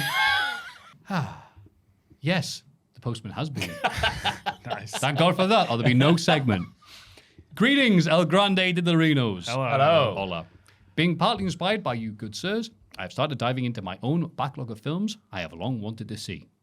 On a recommendation from a friend, I watched the French prison escape classic A Man Escaped from 1956, directed by Robert Bresson, and was surprised to see the main character being played by none other than Maffew himself. Hang on. Although slightly Frencher, see attached screen grab. I have not seen this yet, so... You are in distress there, Maffew. Wow, that is me. It really does look Is that like the it. law? Maffew. I'm hanging out my ass. You've aged well, gotta say. Yeah, I look great for Yeah. wow. For So that's when people like me. 70 say- years in the future. They like me when I was in prison. What year was it? 1954? 56. 1956 Maffew has one of the most tremendous arse chins I've ever seen. Wow, You he could does. park a bicycle in there. That is fantastic. Rather like you're a certain right. friend of yours, you could put your mobile phone there when you weren't using it. Certain friends. Bonjour. Yeah, God. Yeah, it me is. in It's uncanny. prison for my crimes. Have you seen that film? None, s'il vous plaît. It's been on my watch list for a while. Of course it has. I'm Joel. That's me. The filmman. The filmman. The filmman. My question is, if you could insert yourself into any wrestling storyline in history, what would it be, and which part would you play in it?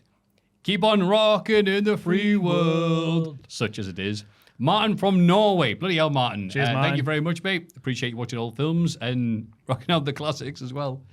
What one would you fit yourself into? One that's come to the top of my head, Maffew. Glad you asked. Is to be Dom Mysterio. Just to be Fair. him. At the centre of Rhea Ripley and Liv Morgan. What a time he had, eh? What a Fair time he play. had. Yeah. What a mullet he grew. Oh, What a kick to the nads to Edge he did. Yep. Or his dad, sorry. Yeah, the as well. chicken nuggets he's eaten. Yeah, he's such a slut. Chicken tenders, sorry. Yeah, all Sorry. I don't even know you, Joe. Oh, God. I've got one. Just to be Carlito. When? But pretty much any Judgment time Day. from 04 onwards. Yeah. Just and not actually any time from 07 onwards. Put no effort in anything. Bite an apple. Be the most popular guy on the show. Even when he came out the JD and was just the guy playing on PlayStations. Yeah. And being racist. I can do both of those things and getting giant reactions. What a great part You of can do half that now if you want. I haven't got a games console here. I left my controller at home. What about you, Joe? Well, I'll go for the Judgment Day member as well. I'd like to be Damian Priest, NXT's Damian Priest, in the hot tub when he's won the title with all those With your ladies. gear. That's disgusting. The water just turned instantly brown. It's like, oh, you don't want to change your gear? You got your boots in here as well. What's wrong It's with you? charming. No, yeah. I think the JD would be a good hang. A good hang. Yeah. I guess a more honest answer from me, not a dirty answer. Dirty answer. I'd love to be Kane. Debut Kane. So Cool people are outfit. just terrified of you. I can shoot lightning from my hands. I can set men on fire. You'd have to wear Original Kane. You'd have to wear a mask though. That'd be annoying. Yeah, imagine how mysterious that would be to live your life that way. Yeah. but People wondering what's underneath. I feel like it'd be uncomfortable. Then you watch SummerSlam 2000 and tell your pals at school Chris Benoit played him. That's what Really? You thought you were into Benoit? when I was in year 4 when SummerSlam 2000 happened, and I saw it and I was like, "Whoa, he looks a bit like Chris Benoit." Chris Benoit plays Kane, you know. You said But it as Benoit like was as a on that fact. show. You wrestled Jericho. Yeah, but I was Double duty? I was 8. Wow, what a workhorseman he was. Yeah. Wow. Wrestled Jericho, then grew a few inches. Underrated. Bit of wig on. He does look a little bit like Benoit in the face, old Glenn back in the day. Does he? Yeah, but Benoit was more sane in real life. Yeah, he had a beard and like the longer hair. And obviously it's not an HD either, so you can use your imagination a bit more. Yeah. Yeah, that's true. That's true. Well, I gave you my serious answer. Stay away from Same. Benoit. Yeah. Good evening, gentlemen. Hello. Good evening. I thought you said grieving there. Grieving gentlemen. Not yet. But hey, what do you know that we don't? God. Bit of a serious one, really, but I feel as though I don't think you guys have gone too far into. Who was the one wrestler you really enjoyed the work of only for things outside of wrestling to change your opinion on them? Christ, how long have we got? I know there are plenty of examples. The speaking out movements in 2020 where a bunch of wrestlers were ousted from the industry. Brock Lesnar's involvement in the Janelle Grant lawsuit. And of course, you're talking about our favourite and yours, Chris Benoit. I get that you got to separate the art from the artist, but sometimes it can be quite hard to enjoy someone's work while the news about them can be quite dark. Cheers, guys. Jack from Liverpool, not Atkins. Bloody hell, 2 Jacks from Liverpool. Oh. What a chance of that. Never happened again. Yeah. I mean, where do you start? Which one hit you hardest? Because obviously you knew a few of them back in 2020. Jesus Christ. Well, the real life friends that I had to get rid of, that no one known as podcast, that I won't really ruin the mood with. Yeah. Hope wherever they are, they're suffering horribly. Life is short, especially if you're them. And if I have to pick one, God. Which one when you picked up the newspaper and you were like, Diddler exposed. Front Friend of page. Maffew. Oh, no. Last seen in Matthew's video, and Matthew put him over on Twitter. Again, how long have we effing got? David Starr, for being the catalyst of it all, again, he was very highly regarded by a lot of people. And we know this because he was booked on every bloody wrestling show in Europe for the best part of 3 years because no one liked him in America. So, yeah, did a great job of making himself look like, working man hero. What's the expression? Working class hero. So working man hero. Bloody hell, what am I talking about? Working class hero, all this, fight for the lefts, the under this. I can't say words, Jesus Christ, sorry. You know what, because I don't want to think about him that hard. But yeah, all this, and it all came out. It was all just a scheme to get money. And I think I'm still bitter and twisted to this day because of it, and I don't trust a damn thing a single wrestler says about anything. Yeah. Not helped by people like Punk being like, yeah, I've also left. Yeah, I can also point at signs. Wait. Hang on. Saudi Arabia? Yeah, I'm going over there. Who cares? Yeah. So, yeah. What about you, Ross? I guess it's Kane. When I was growing up, obviously my favorite wrestler in terms of character and whatnot, big fan of Undertaker and Kane storyline, them teaming together, all that stuff. And then growing up, when you start reading more literature about wrestling, it was like, oh, Kane's the cleverest one in the locker room because he reads books. And then obviously, I'm not saying like either which way I lean as, my politics and all that malarkey, but just seeing him do that later in life, I was just like, oh, Val Venus as well. Did you see RJ City on Soraya's podcast? I think that was the way it worked. I can't say I have. Oh, it was just a clip that was posted and it got shared a lot because Soraya's like, well, Kane was great for me and I liked him and he was really clever. And RJ goes, yeah, everyone would talk about how clever Kane was. Back when people hit each other full force with chairs every night. Funny that, huh? He's like, no, we didn't know back then what he was like. I said, no, you did. You just didn't really realize it. He's like, oh, it absolutely buried him. It's like, yeah, remember when we said how smart Kane is? Do you still think that? And Soraya's like, I don't want to get involved in this right now. That was it. Like everyone loved Kane backstage. Yeah. Everyone thought Kane was the really clever wrestler because he read books and stuff. Yeah. And then obviously now, depending on which way you lean, a lot of people hate him now. It's weird I bring this up. There's a thread on, I still remember it decades later, which is really sad, on 420 channel, on the Woo board, RIP, when it was a line of like, this wrestler's a dick because they didn't do this storyline, or they turned down this, or losing this, Hogan's a dick, politics, Austin refused to lose the brack, all this stuff.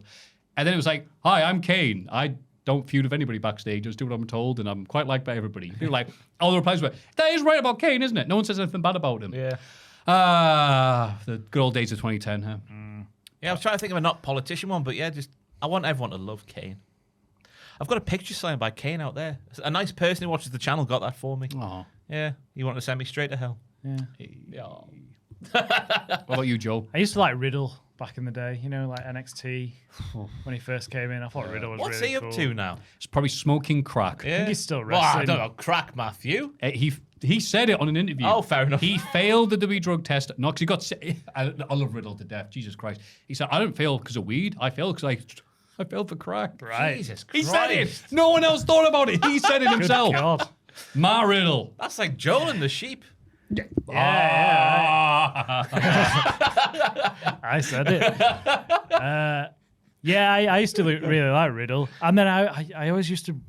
There was like a rumor going around of him versus Lesnar would happen. And it'd be like this dream match. I was really excited for that. And then Riddle was a dick and he got fired and all that stuff came out. And then Lesnar stuff as well. Like, can't really enjoy Lesnar that much anymore because of the ambiguity of it all. Yeah, I mean, when he showed up, the WrestlePalooza, and that giant sign on hard. Remember that period when wrestling fans were coming to WWE shows to say these tickets cost too much? Yeah, giant sign that says he shouldn't be here, and we all know why. Lesnar? Yeah, do you remember? Right, Oh, yeah. Giant sign, so it's really, really visible. Yeah. But there's a lot to choose from, isn't there? Really? There is, aye. Shame. Yeah, it's a crap business, and we're glad that we it is. watch it every week. Hiya, fellas. Hiya. Hey. Shall we do a little Reese's Pieces? Oh, yes, please. A Wow. little throwback alicious. After seeing Javon Evans perform the greatest of all time dropkick in wrestling, it got me wondering about who does the best commonly used moves in wrestling, both past and present. I've given you a list of moves. Feel free to add more or take some of it if it's another lengthy one. Thank you. P.S. I think my first email to Cultaholic was following Ross's Pants Hall of Fame induction. I recommend you look at the brand Uniqlo. I Good do. luck pronouncing that, Maffew. This is a Uniqlo t-shirt. Oh, I pronounced it right. Yeah, I've shopped at Uniqlo. You never have to iron these. It's good. They're good quality. Good quality. Tremendous. Good prices. Yeah. Uniqlo. Uniqlo. Also, use code Ross on Raston for 10% off at Damage Society. All the best. Is that still going? You knew I Why was are people plugging it for you? I don't know. Outrageous. You know, That can't still be there, right? Yeah, it is. That's still No there. way. Go to Damage Society, use code Ross on Raston, 10% off. You know I was including that email as soon as I read that. Oh, God, everyone's going to do it now. God. Fair enough. We can save you money. All the best, Ellis. Thank you, Ellis. Cheers, Ellis. So the moves. Cheers, Ellis. Drop kick. As So quick as possible. are we saying which move we prefer and winner stays on? Is that the thing? No, who do you think It's of not that. first? It's actually it's not when it stays on. It's just who do you think is the best person to do that move? Oh, I like mine better. Okada. Okada's got a nice drop kick. Fastest fought first. Hardcore Holly. Oh, that's a great one. He won a match on SmackDown with a drop kick, Randy Orton used to have a nice drop He kick. did, yeah. but he used to bump. Super kick. Well, it's I'll go classic. It's HBKKK, isn't it? Oh no! Everyone's favourite I wrestler. was going to say that, but I don't like. Oh, who else? It doesn't now. Damn it. Matt Jackson, whatever. It's a hard one to answer that one. I don't believe you haven't got it. First thought is Shawn Yeah. Michaels, isn't it? Okay, fine. DDT. Jack's neck. Yeah, Jack the Snack. that's the first one. Maybe Cactus Jack if it counts as a double arm DDT. To be fair, when I think of a DDT, I think of the person taking it more than I do the person delivering it now. All right. Pac. The selling is Yeah. important. RVD. Oh, also no. Never mind. Cactus Arn Anderson. Yeah. For his, I'm going to punch you. JK. Yeah. Mine was Jay the Snake. Sorry. Destroyer / Pile Driver. Ooh. Owen That's it, two Hart. moves. Ooh. Because I didn't realize there was a part 2 to that until very, very recently indeed. Go on. Dan 7. Yeah, that was an angle though. I mean, it fooled me. Oh, Dan said. Oh, quickly, Dan B7 put in his autobiography that he, for some reason, he didn't like that Owen dropped him on his head, and so but it was part of the angle. So Owen was like, "Are you all right? Are you selling or are you real?" And he put like his hand on his hand and said, "Like, squeeze my hand if you're selling. Yeah. Please let me know." Because he's like, Owen's like, "Oh my god, I've hurt another dude with this Yeah. move," and then got backstage. Dan's like, "I'm fine," and I was like, "Why would you do that to me? You give me a heart attack." And I was just like, I didn't appreciate you dropped me. It is the most convincing angle I've ever Yeah. seen with my eyes then. Yeah, but a lot of people were convinced by that. Dan had to say, "No, I did that just to spite them." Jesus Christ. Dan Fair B7's an play, interesting Dan. guy. So, Fair yeah. play, Dan. Yeah. I love Dan Seven's voice while we're here talking about him. Hello, I'm Dan. That's how he talked to me when I bought a shirt off him. I'm like, "Hello, Mr. Dan B7, sir. Hello. Oh, hello there, Maffew. You know. So try harder. You saying Owen? Who are you saying? I'll say Kevin Owens. He's got a nice package pile driver. He does. I think everyone can do all these moves really well in like current day. It's hard to choose like one. If you look at the AEW roster, like everyone can do all of these really well. That's why I'm asking who can do the best one. Yeah, you're right. I'm sorry. Play the game, Joel. We know yours is better. Mine's better. What do you prefer? not playing your game. Drop kick or pile driver? It's a tough decision. I'll say the Fire Thunder Driver variant. So I'll say, who does that? Rikishi. Wow. Spear. Billy G. All day. Yeah. Billy G. Billy He's G. He's not my... No, everyone Billy G before. It is Billy G. I'll say Rhino though. Oh, that's Gore, not Spear, but you know. Yeah, he said there's a difference himself, didn't he? Yeah, if it wins, it's a goal. Oh, who else other than those two that does a really... Edge does a great Oh, one. come on, not his running hug. Braun Breaker. Breaker. Yeah, I'll do Breaker. Rain- Oh, how quickly he Oh, does them. Thank Breaker- you. God, I Breaker's was good, stolen them. Reigns has had some good ones, but a lot He of has, bad ones yeah. as well. Yeah, he bounces Jey himself Uso's also had some fun. out. Oh, you're so funny. He's big, he's bad, he'll body slam your dad. Just a body slam. As in, like, under the crotch body slam. Oh, there's only one answer for this. Giant haystacks on the one TV show. Oh, aye, on Yorkshire TV. Oh, yeah. On the floor. concrete. Yeah. Well, it's a bat, but it has no give. Yeah. I'll show you wrestling's real. I'm like, "No, I'm going to jump on you." No, all right, no. I love that. Yeah, there's no better answer Yeah, than that's a that. good one. Cutter. It's DDP for me. WCW boy. Yeah. Yeah, I'll say Orton. Yeah, just either of those two. Not He's- Triple he's- H. When he did one for a bit. Yeah, he did have a bit. No, Cena? Cena did like the Springboard one, didn't he? springboard Yeah. cutter. that was a stunner. Yeah, fair Oh, enough. sorry, I'm getting anal. I apologise.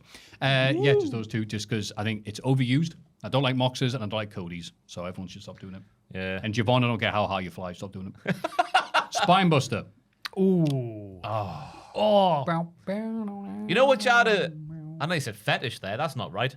Oh, fine. Say it, be proud. A fetish for Ron Simmons.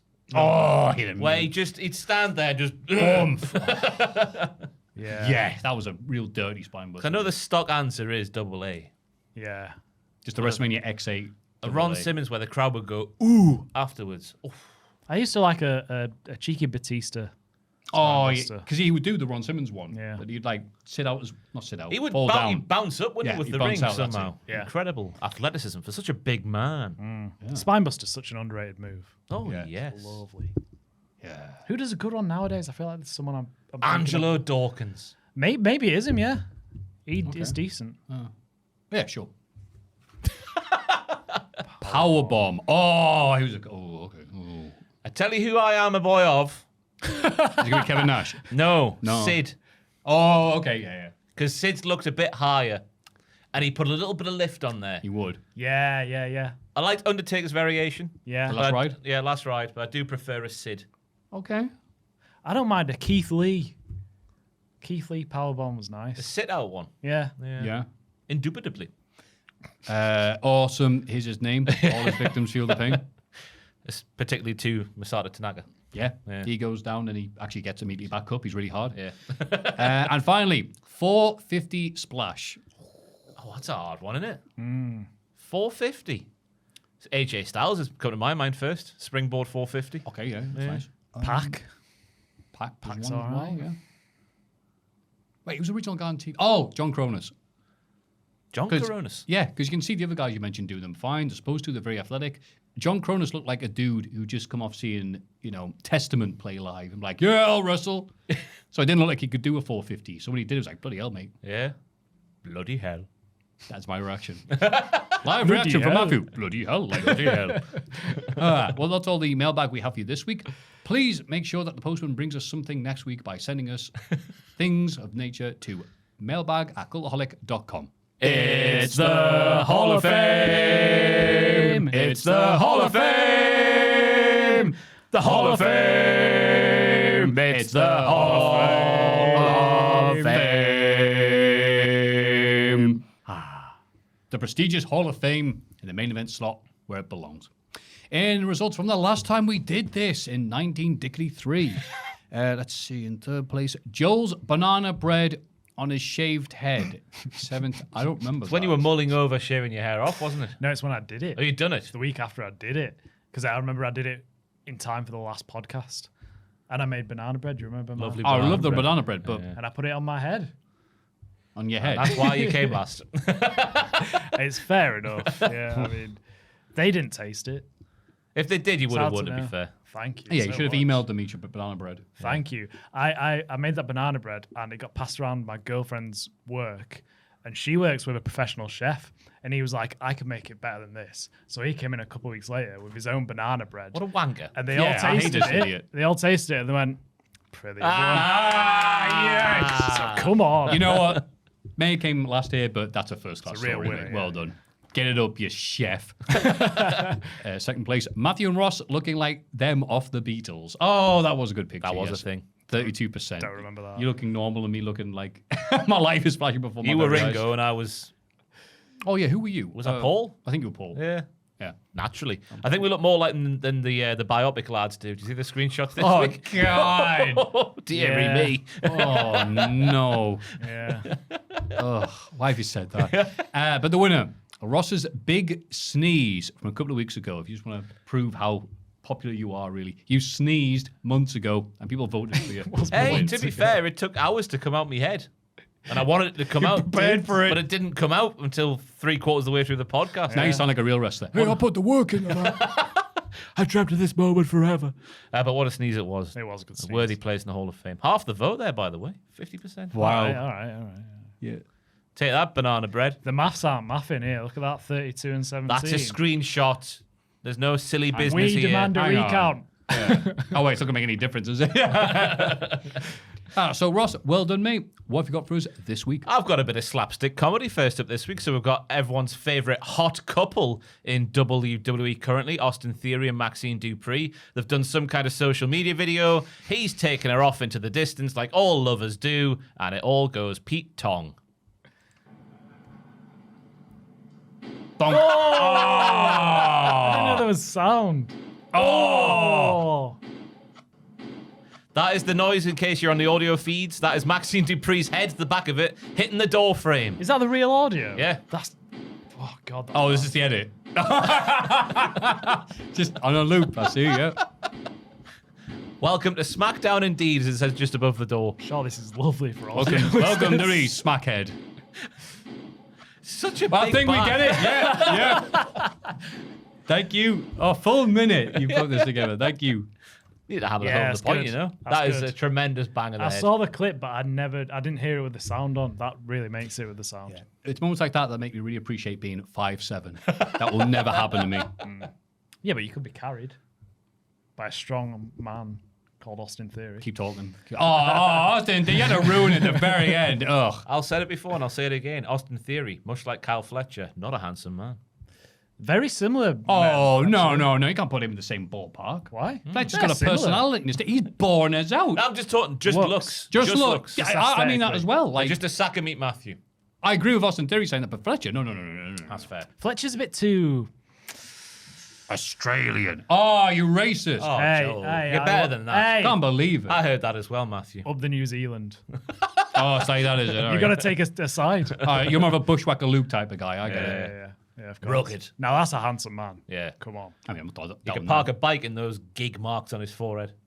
Keep talking. All right, anyway, yeah. So that is how you're going to word this. Maxine Dupree twats her head. Because of the twat carrying it. Second place is me, bloody hell. So, I had a bunch of stuff planned, but they all went out the window because watching last night's AEW Dynamite, or 2 weeks ago, when this, oh no, it will be today. This is going live today. Yay! Can you say it's Thursday? Hypothetically, there should be no curse, but I was saying this morning, expect a death to have happened in the past few hours. Yeah. Oh, We'll get caught, you watch. don't say it while laughing. Horrible foreshadow. A lovely death. That's all I saw. Oh. Anyway, look, there's no death here. It is the lovely fan sign. This is a gift that someone brought to AEW Dynamite. It is flapping head, Canadian style, of Don Callis. It even got the little gig mark above his eyebrow. that's It's good, great attention to that. detail. It really moved. It really flapped. And the Canadian government has apologized for Don Callis on several occasions. The brilliant thing is, you could reuse that sign for Taz when they come back in town. Taz isn't Canadian. How dare you? And the Canadian government would never apologize for Taz. And also the beautiful fade to the real Don Callis. nice edit. So you know who it is. And of course it's the B squad. So it's like, oh, Rocky Romero, whatever. Yeah. So yeah, Don Callis isn't actually there for them because why would he be? Outstanding. What sign. a great sign. I'm just going to watch it one more time. Can you do a Canadian voice from South Park, Joe? Now. Oh, sorry for asking that. Hey, shut up, buddy. Hey, what's this all about? Stop laughing. Anyway, etc., etc. So yeah, cetera. flapping heads, Canadians, they're funny. Now this is going to be a great pick because Joel. Why? I walked in the office this morning. What was the topic of conversation? Joel's on the hunt for a Hall of Fame pick. I was asking for all of Today he was Fames. doing it. Yeah, I was asking the office. What were they talking about? It was something to do with the ass. The ass. Are you nominating the ass? That's not bad. We haven't had that before, have we? Yeah, it's not bad. Concept of the ass, thank you. I don't know what they were saying. It was all wank. Yeah. You didn't help at Oh, all. the concept of the wank. Oh, wait. No, it's good stuff. I just, it's hard, man. It's hard. Especially if you look at the ass. And the good thing about, that's disgusting. You should be ashamed of yourself. You're right. The good thing about Hall of Fame being at the end is you have the whole episode to think of one, which is nice. So? I don't know. I'm gonna nominate. I went to watch the Odyssey in IMAX. I'm gonna nominate the Odyssey in the IMAX because it was a fantastic experience. I haven't been to the IMAX in like years, but it's so nice. You go there and you can put your seat back. It's like a recliner, loads of leg room, massive screen, but you're proper comfy. You've got a nice table in front of you. It's just a lovely cinematic experience, and I'd recommend it for anyone. How much does it cost? 16 quid. That's not too bad. 16, 17, I can't for a remember which. reclining seat. For like a 3-hour film like that is meant for IMAX, I think it's worth it. We had a lovely time. Nice. What was your favourite bit? Cyclops. I love the Cyclops bit. It's so good. His scream, man. The audio on that was it unreal. Terrifying, yeah. So I'm like, oh, he's just talking in the original tale. Oh, not here. We're not doing that, are we? No, Yeah. just made him the most gut-wrenching noises I've ever heard in a cinema. Yeah, I Fantastic. loved it. And my girlfriend's not really into films, so that was like a second Nolan film. So I showed her The Dark Knight after that. She did not like it. Hey, She didn't like The Dark Knight. what? Not impressed at all. I understand it. It's not my favorite. It's more of a comfort watch for me now. I've seen it so many times. But she said it's too cheesy and too dramatic. And Oh, you should Cheesy. The Dark Knight. Show It her is a Tim bit. Burton. It is Show a her bit, Tim you know. Burton one. That's when she'll know. that's I think cheese. she'd prefer that because they fully lean into it. This one's trying to be serious, but you've got like unrealistic stuff happening. But I was explaining, no, he's trying to put it into a gritty, more realistic environment. She was like, nah. She couldn't keep track either. There was too much going on for her. What? You couldn't keep track. To be fair, at the start, with all the Mr. Lau and the mob, and there is quite a lot because it is just so fast paced as well. It is hard to know Yeah, what's but I've going never on. watched that film going, I don't know what's going on there. Call my girlfriend stupid. I think I just did. Which is incredibly offensive, and I shouldn't do. I do apologize. But you said she's not a film person. You so. Matt Cardona him now. Go on. Well, get I beat can up. call your wife any film-related insult I can. All the way from catering to the rescue. Your girlfriend gets bored watching YouTube shorts on the TikTok. How much longer is left? And it says there in the bottom, 20 seconds. Stop showing me Christopher Nolan. Yeah. I'm more into 50s French films. Why Man can't we Escape. watch A Man Escape from 1956? I mean, it's really good. Yeah. So IMAX. Up the IMAX. Come on. I ain't got faith.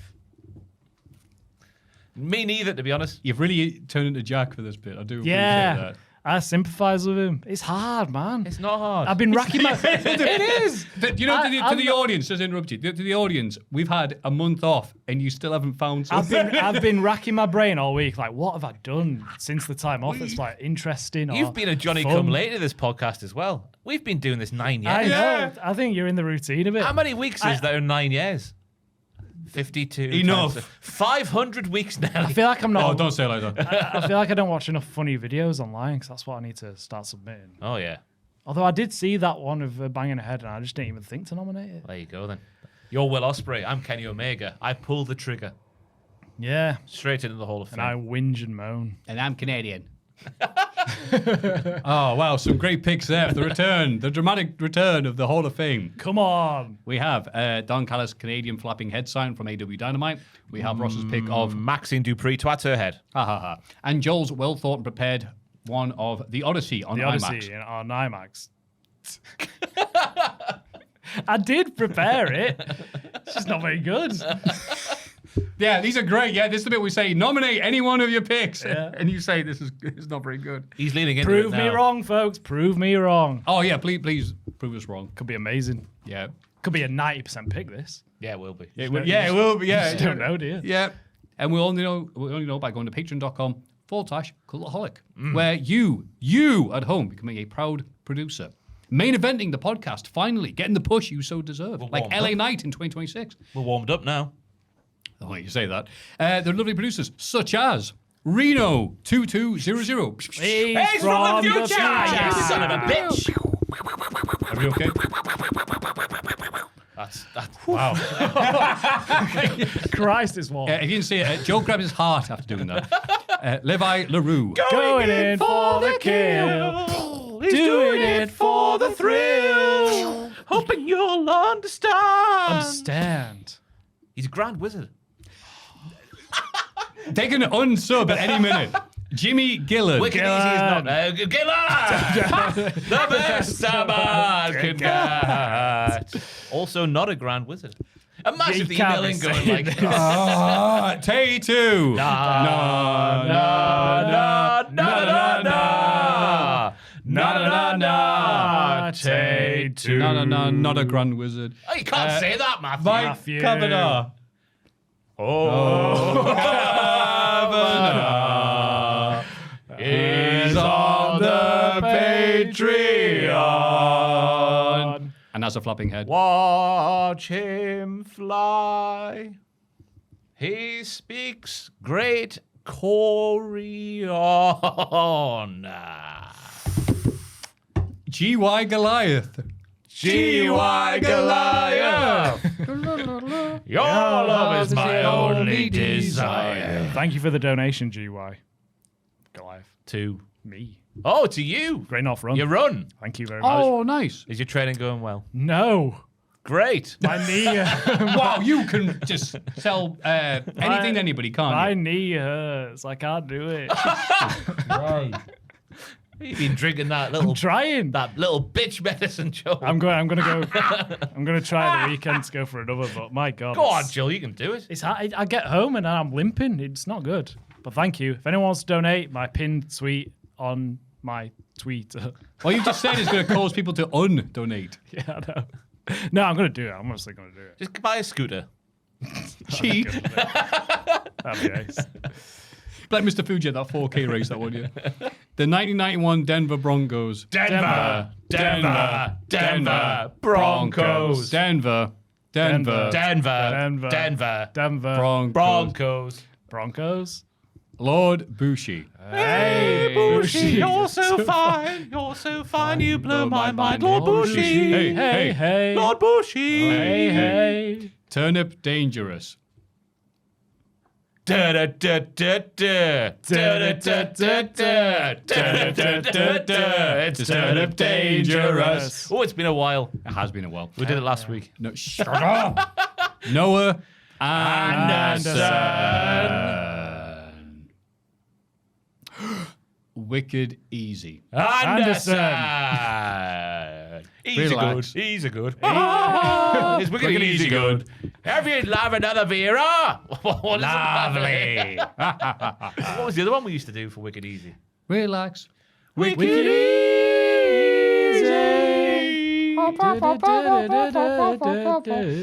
Thank you very much for subbing. God knows why, but we Yeah. appreciate it nonetheless. And that is the end of the podcast. Mein Gott. We did it. We are back. This is it. This is the new standard. Yes. Get used to it. Well, there's a pay-per-view week, myself and Maffew, predominantly, unless Joel hasn't been working through the night before, because that's unfair. Can't make you come in after working through the night as I well. could just stay in the office, but no, that's unfair. You're Yeah, right. you go home and go to bed. Yeah. We'll be do an after pay-per-view podcast on a Monday going forward now as well. So this is like the stock podcast. Stock pod. Stock pod. Stock pod. Stock pod. Yes. Yeah, that just rolls off the tongue, doesn't it? Christ It's fun to say. But what have Otherwise you... known as an OXO cube. Sorry, carry on. It's technically right, yeah. I'm with you there. Yeah. Stock pod. Yeah. It wasn't great, but it was right. Ross, what have you got for us until next week, mate? Stuff. Just keep your eyes on the channels. Stuff will happen. Nothing in particular this time. Just writing the scripts now at the minute. Yeah, Fantastic. Anything About facts. The shortest matches that have ever happened in the WWE. Ooh, that'd be interesting because The like longest- Regal versus Spike Dudley. might be on there. The longest one is, I think, 6.54 seconds off the top of my head.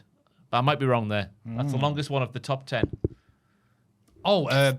JBL versus Ray.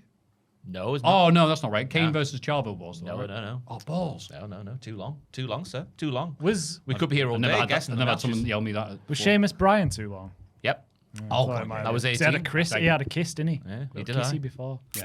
Seamus kissed the ref. It's, that's it's right, from the famously. second to the third ding ding ding happens, so the third to the end of the 3 count, or if there's a dick kick maybe. But Maffew, you'll have to watch. You'll have to find out. Yeah, let's try not to make the podcast 6 hours if you pondering what the list might Probably gone too long. I am trying to get people go. Ooh, I like Matthew's picks there. I'll have to watch Ross's thing there and see Yeah. what the answer was. It's a while yet. Like I'm not quite finished the script yet. Then I'll have forgotten by the time this is finished. Joel, what about you? Stuff. I don't know. You There's know, lots I of believe good you. stuff on the Patreon, on the channel. Just, yeah. I've got nothing in particular to plug, I'm sorry. No worries. Me and Tom will be returning with the Cultaholic Classic SmackDown review. Oh, it's the September 11, 2003 edition of SmackDown. It's only an hour long this week because UPN decided, with every other TV network doing teary-eyed, remember that thing that happened a few years ago specials, that they should use this opportunity to debut the premiere of the brand new comedy show, The Mullets, about a stupid American comedy family who have mullets and they like wrestling. Not all the episodes produced were released. Oh, that's a shame. It sounds like a hoot. Because, you know, you're getting ready to sit down and going, oh, I'm American. I remember that horrible night 2 years ago. Oh, good, some comedy with the mullets. So that's going to be a tragedy. Please join me and Tom for it. And also, After Dark on the Patreon tomorrow at 8 p.m. 10 p.m. 10. Unless we're going to change the time, yeah. It's on there tomorrow. We'll get better. It's been a while, a bit rusty, but you, the people at home, have been fantastic watching this and enjoying it, hopefully, and listening. As we said beforehand, mailbag@cultaholic.com for all your thoughts, queries, and just stuff you want to get off your chest. And patreon.com/cultaholic for all of the lovely, lovely stuff. The stuff that these two men have just plugged. This has been the lovely Ross. This has been the magnificent Joel. Sam is also here, and here's our duck.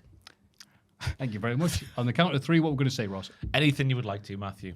3, 2, 1. Anything you'd like to, Maffew. Anderson. Okay, you got Anderson. it.